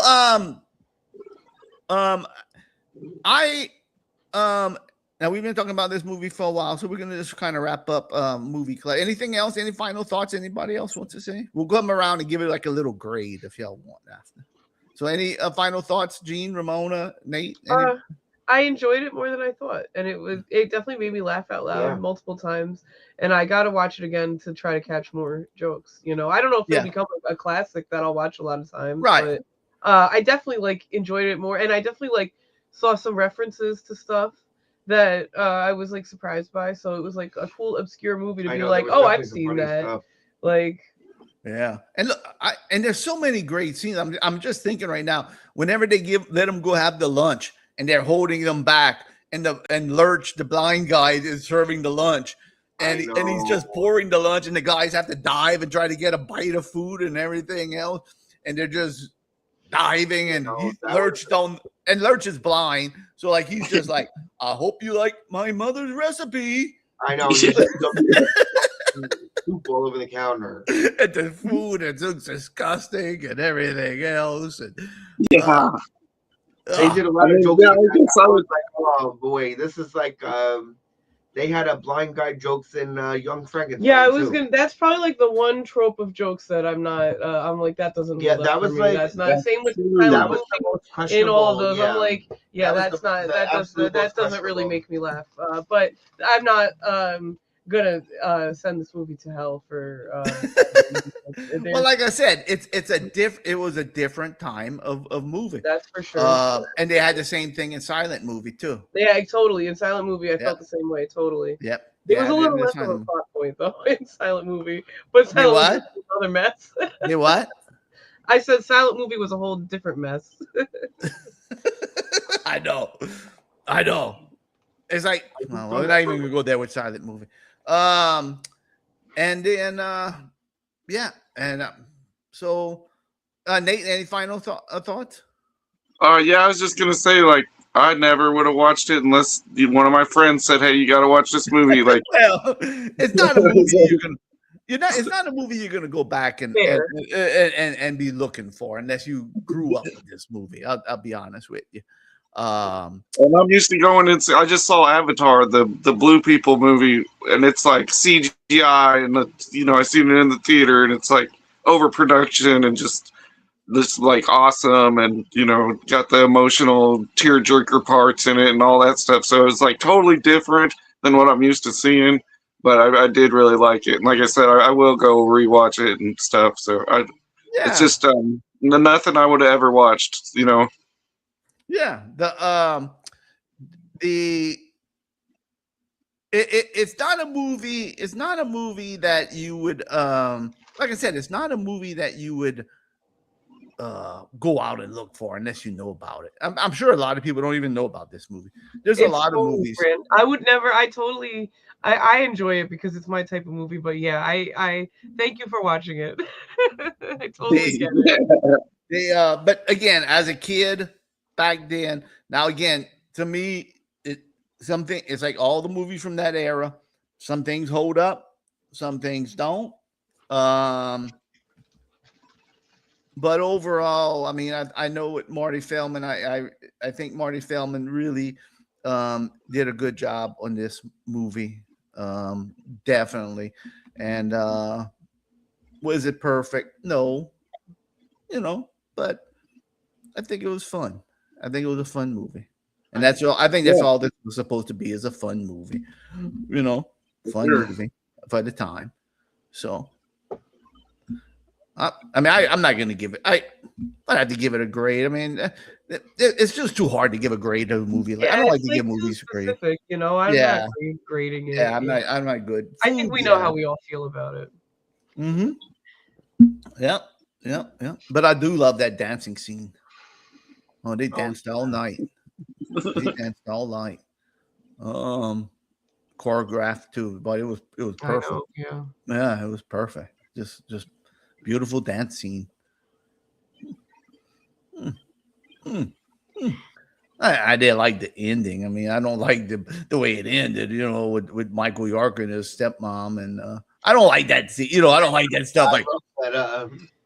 I love Marty Feldman squealing to confess, like a little. Yeah. I'm not gonna say a word. Not one word. You're never gonna get one word. Not one syllable. All right, I'll talk. You're never gonna get me to shut up. I'll talk. Oh, how about, what? Speaking of this, how about when they're sentencing him, they're giving him a sentence and they say 2 years, and then they keep that up. was really funny. 900. Yeah, they were like auctioning his jail time. That was yeah. And that old lady, 500 billion, whatever she said.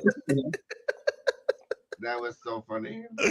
Oh my! And he was we got him in solitary confinement, and he was in the room with a bunch of other people. I know. They go. They're all in solitary. They're all in solitary confinement. Yeah, they're all on top. He's sleeping on. That was good. They're all in solitary confinement. Yeah. She goes, well, who's all the? They go, he's in solitary confinement. She goes, who's all these other people? Because they're also in solitary confinement.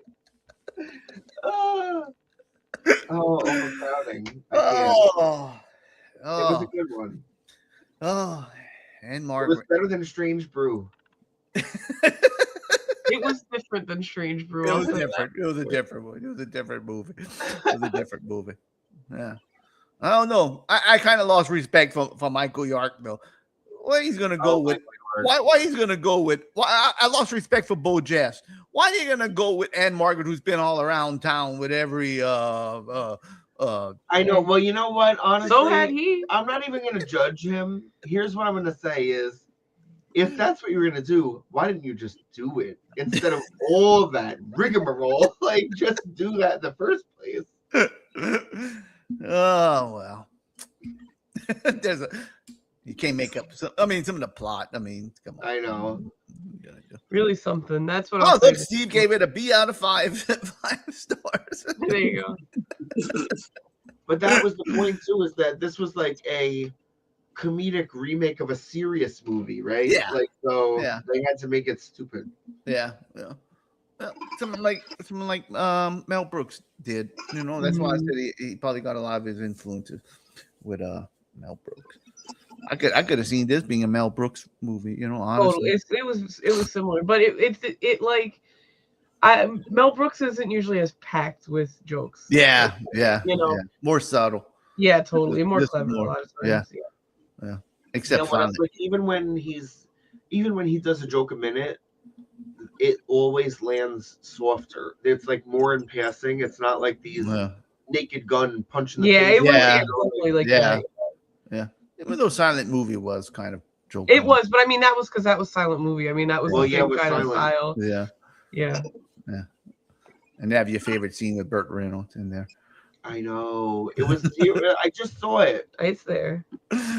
It's there. It It's takes me a there. long time to scroll up. It's He loves himself so much. He has like his whole house has like his name on it. He has a picture of himself. It's so funny. oh my goodness! And Oh, Paul, I love that movie. I can't. and Paul Newman with the going up the ramps and everything else, the wheelchair. Oh, it's just hilarious.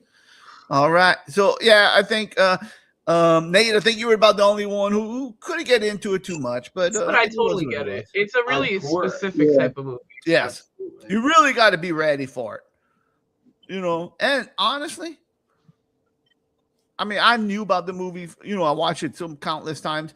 I don't know. Maybe if I would watch a movie like this now, blind, you know, not knowing, I don't know. It's hard to tell me Yeah. what my If you didn't have the nostalgia for it too, you know. yeah. Oh, I Yeah. did have nostalgia. I mean, believe you me, Yeah. I just remember as a kid just laughing at every scene in here, just laughing. It was funny. It was so funny and so fast. Yeah, yeah.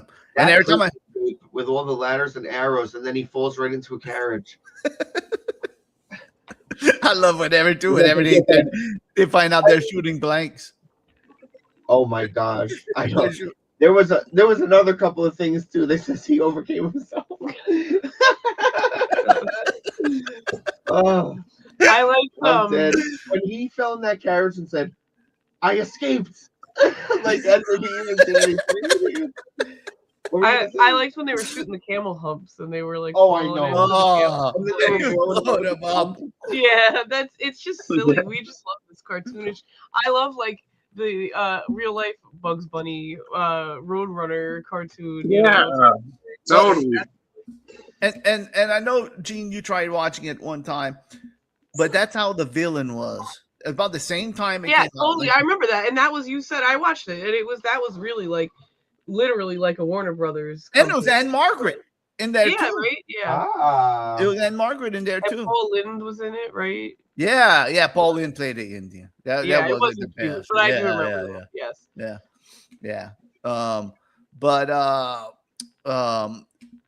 But yeah, and they would always and Kirk Douglas would always, he was like the coyote. And Arnold Schwarzenegger was like Roadrunner. It was the same exact bits. Like It was literally they like did shot for shot remakes of they like shot shot remakes It was of it was really Roadrunner. interesting the way they did that. They had the tunnel. He painted it black. Arnold Schwarzenegger went through, and then Kirk Douglas tried to go through, and of course he hits the wall. I mean, it was the exact same shots as that's what it was. It was the Roadrunner and Coyote.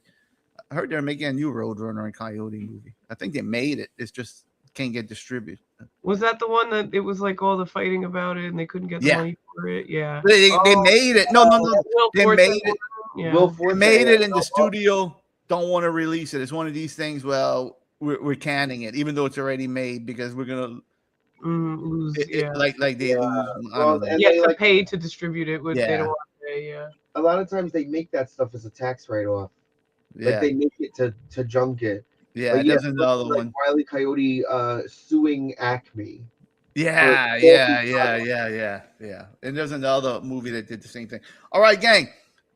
Let's wrap up the movie club because I have a mystery song that we're gonna do. Let's do it. All right. So, mystery song, gang. We're gonna do mystery song. If you know it, let's say IKI. Ramona, last week you won, and I'm ready again. all right. I think right you have. I'll be right back. I think you have a shot at this one. I think I'm you have ready. a shot. Now, this is a rocker. Yeah, this is a rocker. Okay, we're gonna do 2 parts. I want to IKI. IKI if you know the lyrics, okay, and an IKI if you know the song. Okay, either one. Parter. 2-parter. Okay. So now I'm making it tough on everybody. You got to hear the song and you got to hear the lyrics. Okay. All right, Nate, I'm counting on you. You better get this one. No, I'm just joking. Okay. All right. I'll try it. I'm just joking with you, Nate. No pressure. I'm with you, Nate. No pressure. No pressure. All right. I don't know how this I volume gotta get is. my So. thing so I can get my texts ready. Hold on. All right. Get your text ready. I gotta write. Everybody ready. Oh, he did the tunnel gag too. Oh, Buster Keaton. those thieves. Those thieves. All right. I think everything's done before. All right, here we go.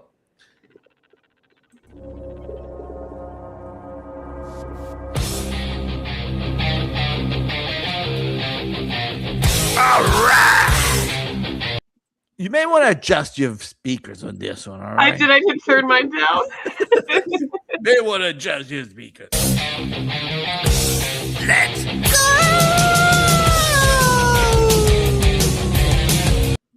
I sang so good in the Kelly Ripa song, and now I'm going to ruin it with this.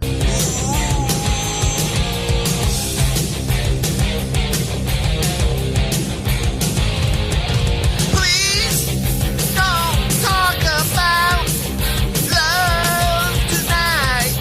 Please don't talk about sweet love. Please don't talk about being true and all the trouble we've been through.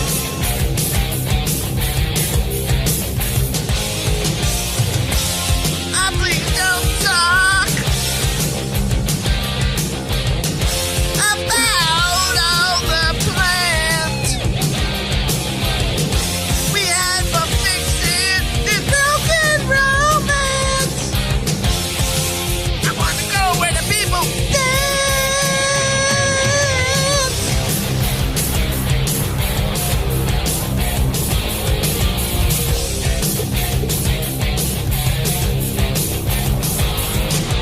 Please don't talk about love tonight.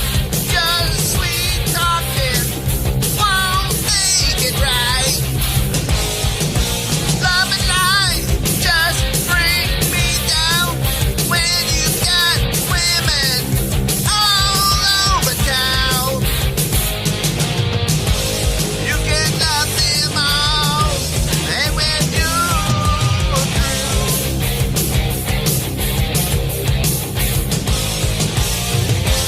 maybe I'll make a man out of you. All right, I'm going to do it right there. Oh wow, I have no clue. It's hard to hear the lyrics, too. That last one, I might know, but I don't know it. But that last line sounded familiar, but I still don't know it. Yeah, it should sound. There you go. Yeah, I hold him upside down like a baby, and he loves it. He like hugs my hand when I do it. Like, yeah, totally. This is a tough one. This might be a little tough one. You'll know the song, but it might Can I be a come little. in? Yes. What? Hold on. Where's my sweater? Are you asking? Don't be. Hold on. I don't think you know it either. I think I might. Oh. Ooh. Well, first we're gonna talk about the music. I'm just like going in here. All right. All right. He's older. He's an old guy. Aw. No one did any. IKI. No one did any IKIs, right? No, So we no, just no. chat it out. Okay. So let's do the music first. Is it Iron Maiden? No. Is it Hammerfall? No. Is it Halloween? No. Is I'll it give you Ghost? a hint. It's a Florida band. I think Tampa area. Tampa. Oh, is it In Flames?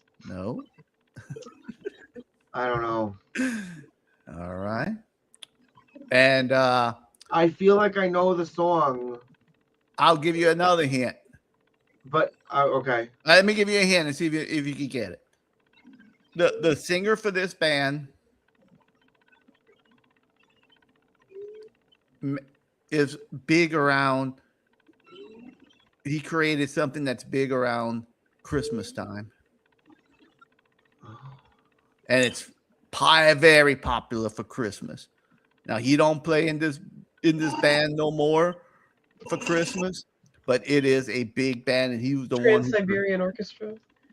Mm-hmm. Wow. But what's the name of the band? Oh, no, I do. Who is that? Who did that? Brothers. I just feel like I know this song, but I don't know. It's super. I'm gonna sing the original. Just hold up. I'm gonna after I play the part with since nobody got it here. I'm just gonna play the rest of it, and then I kick it into the original songs. And maybe when I play the original song, you're gonna. Here we go. I love the nightlife. I've got to boogie on the disco. Woo! Oh, I love the nightlife. Got it. I love the nightlife. Like Wow. Yeah, Exactly. I knew this, but it's That's so so different. Yeah. I couldn't, but I knew this. I didn't even get it until you sang it right now. yeah. I love the nightlife. On the disco round. That was awesome. Yeah. That was All right, awesome. let's hear the original lyrics. I'm gonna sing because I'm such a great singer. I gotta sing. You know, I'm rocking out at this point. I need to rock out the rest. Oh yeah! No days in the rocker and roll. So is HD. Here we go. Up blaze. Eat your heart out. See?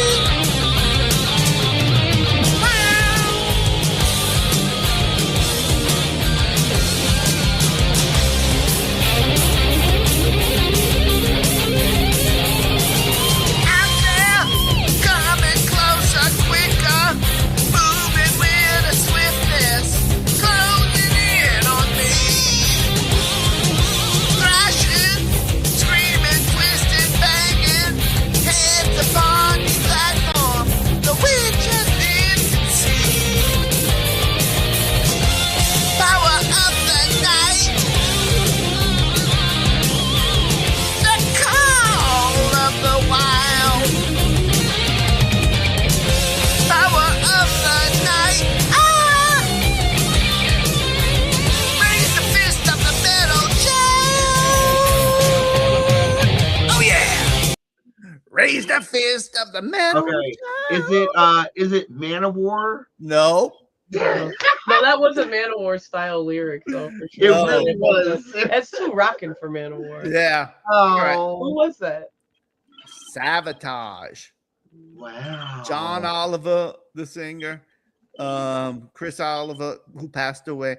John Oliver created the Trans-Siberian Orchestra. Wow, that's awesome. Yeah, he was in John Oliver's Pain, and he doesn't perform anymore. He has health problems. He doesn't perform anymore. He's always been a big guy, and he just can't perform anymore.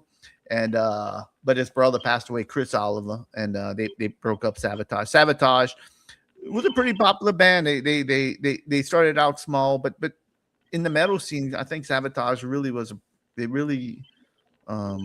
grew. If you're in the metal scene, you know. Yeah, well, that's what I was gonna say. When you're into metal, you know every metal band. You know. Yeah. And Sabotage is one of them bands. Never got to see them live. Or did I?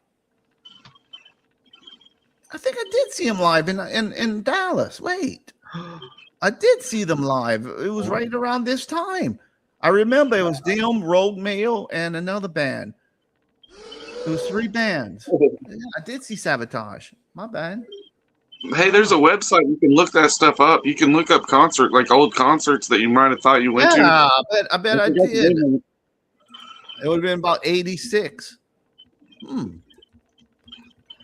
I don't know. I don't know now. I don't want to take the time to look, see if I went to a Sabotage concert in '86. I don't. Maybe I did it. I don't know. They had 25 concerts in '86. So I don't know. Who knows? But it looked like they had only played in Germany, Philadelphia, Gainesville. Yeah, who knows? Maybe I'm wrong. 86 was a bad year. I really don't remember. Oh, wait, it was 85. But, it was a different year. Maybe it was 84. Yeah. No, it was 85. I was in college in 1985. Yeah. Denver, Salt Lake, San Francisco, New York, Los Angeles, San Antonio, Dallas, Texas, August 10th. Monsters of the Universe tour. There we go. There we go. Monsters of the Universe. It was Sabotage, Rogue Mail, and I forget which other ones it was, but it was 3 bands. I remember now. I did see them. Yes. Oh, cool. I'm glad you were able to figure it out so fast. Thanks, Nate. Cool. Yeah, no problem. Yeah, I saw like Tina Turner and Ray Charles and stuff, and I was like, did I really see her? Because it was like a memory, and I found that website. But I did see her. I did see Tina Turner, Ray Charles. Wow, that's awesome. Yeah. Wow. Timothy says his first outdoor concert was 1968, Country Joe and the Fish. Oh, That's Country cool. Joe and the Fish. I know that. Wow. Well, I did get to see them, so so much the better. Oh, Timothy, shout out to you, my man. Timothy sent $2 million. yeah, he sent more money. So awesome. I really was like craving $1 million. So that's so pretty fierce. I got one for HD, one more for Gina Ramona, and one for Ryland that we owe, and one for Tika and Carrie. So there we go. It's coming your way. So Thank you. Yay. all right, gang. Wow, nice. Wow.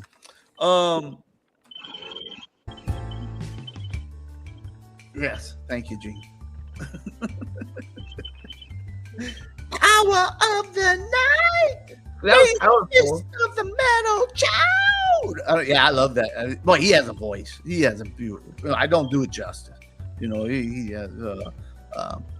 Sabotage was really weird. It's like one of them bands. You know, they were like underground. They were like Metal Blade. They had a good, good like this sound.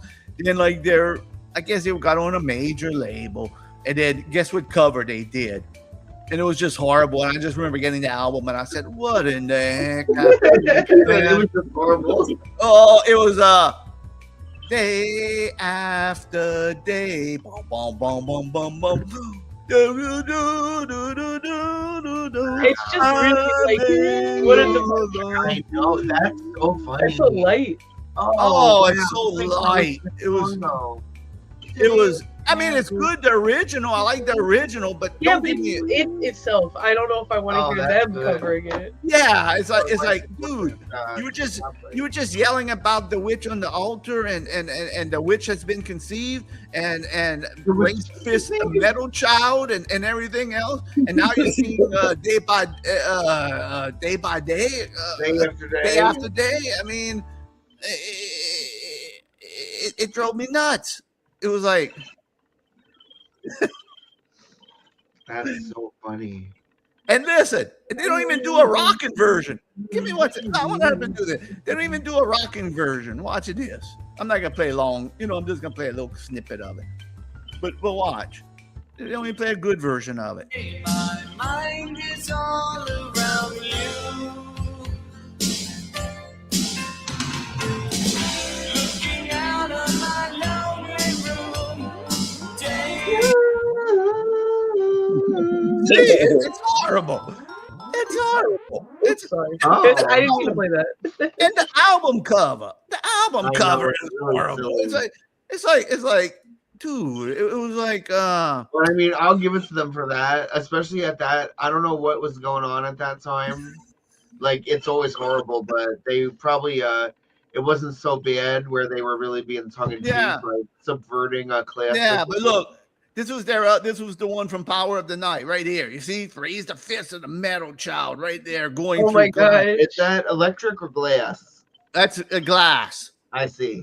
Yeah, I guess I it's like glass. remember you talking about this. I feel. Yeah, and then this one before that, Sirens. They had like a elves or something, children in the cave. It's good. It was heavy metal, and then them holding a flag up in rock somewhere on the beach or someplace like that. Come on, dude. I hate And they when needed a bands- ballad. and they made a ballad. Yeah. After that, they went metal back to metal. I think they It's like not much of a ballad. It's not powerful. no, I it's don't- not powerful. It's not- It's like I'm gonna tell you what. Here's That's a what love they're song. going for. You're totally right, but I am gonna record you. I mean, I commit to a lot of things that I don't do, but I want to record that song heavier than Sabotage.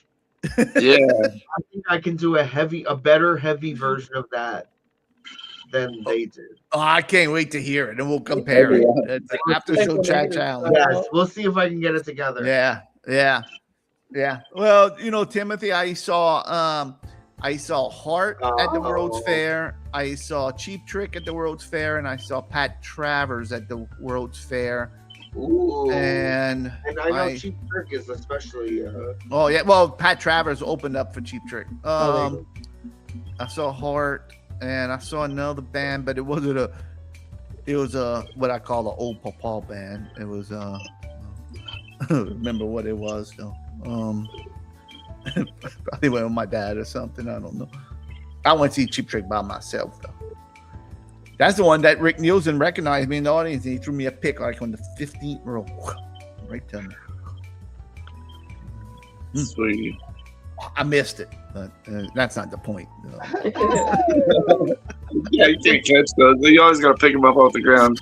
Yeah. I couldn't catch it. He threw it right to me too, because he said he liked my shirt before the concert. He said, "Hey man, I like your shirt." It was an airbrush Cheap Trick shirt I got done in Panama City Beach, Florida. You can tell the time. Yeah, you can tell the timeline. You get airbrush t-shirts made.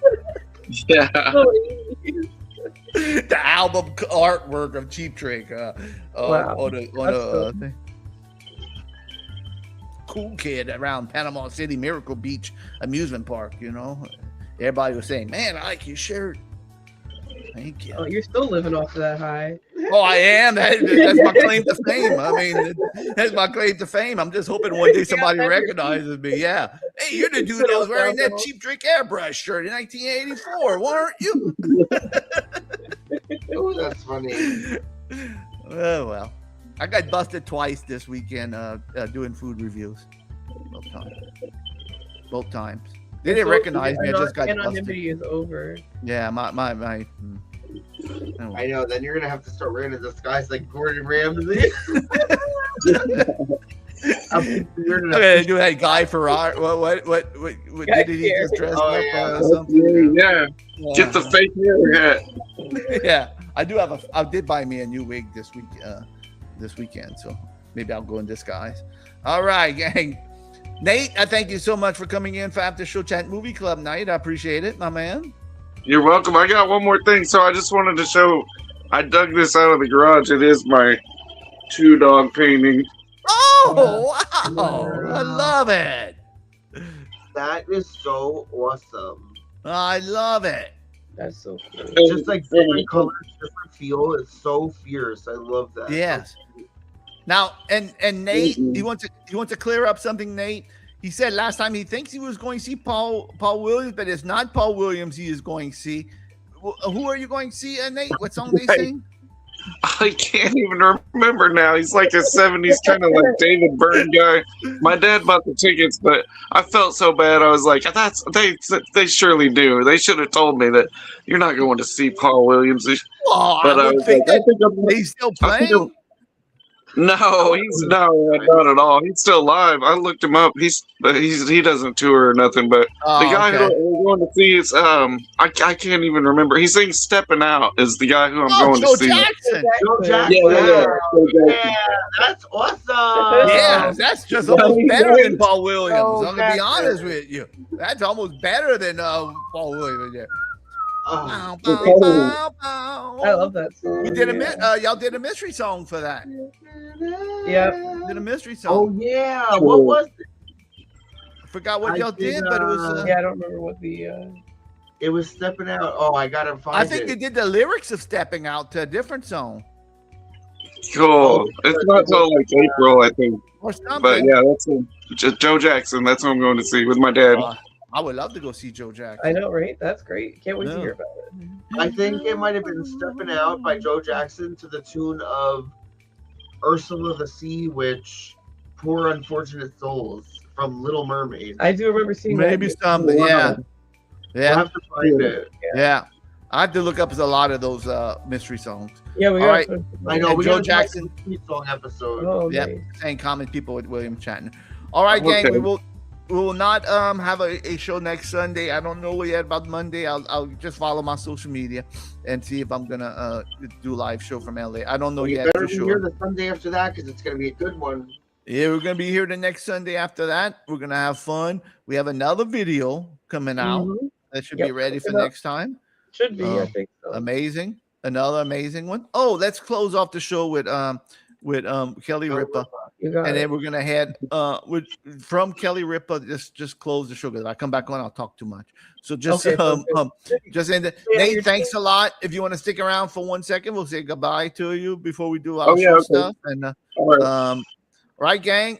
We will say good night, and we will see y'all all next weekend. I mean, no. I'll see y'all Tuesday night. Join me Tuesday night if you miss me. If not, we'll see you in whenever I see y'all. All right, gang. Have a good night. Here we go. Can't wait to see this again. All right. Good night. Oh.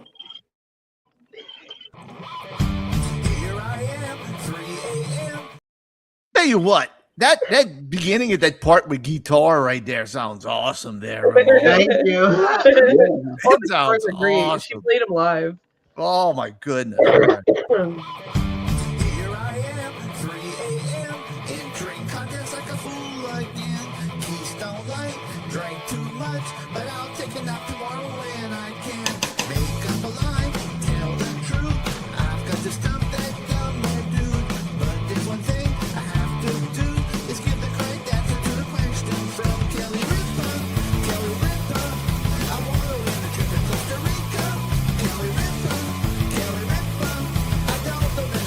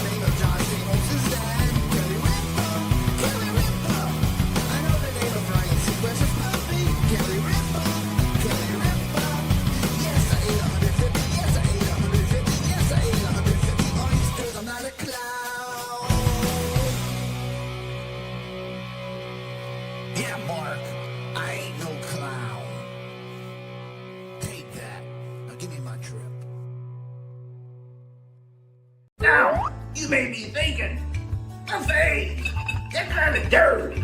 Well, now the T-Bone's requestable meat and seafood buffet. No, we wipe down the buffet area every 4 hours. Wow! Every 4 hours, you can be guaranteed we're gonna clean up that buffet area for you. Yummy!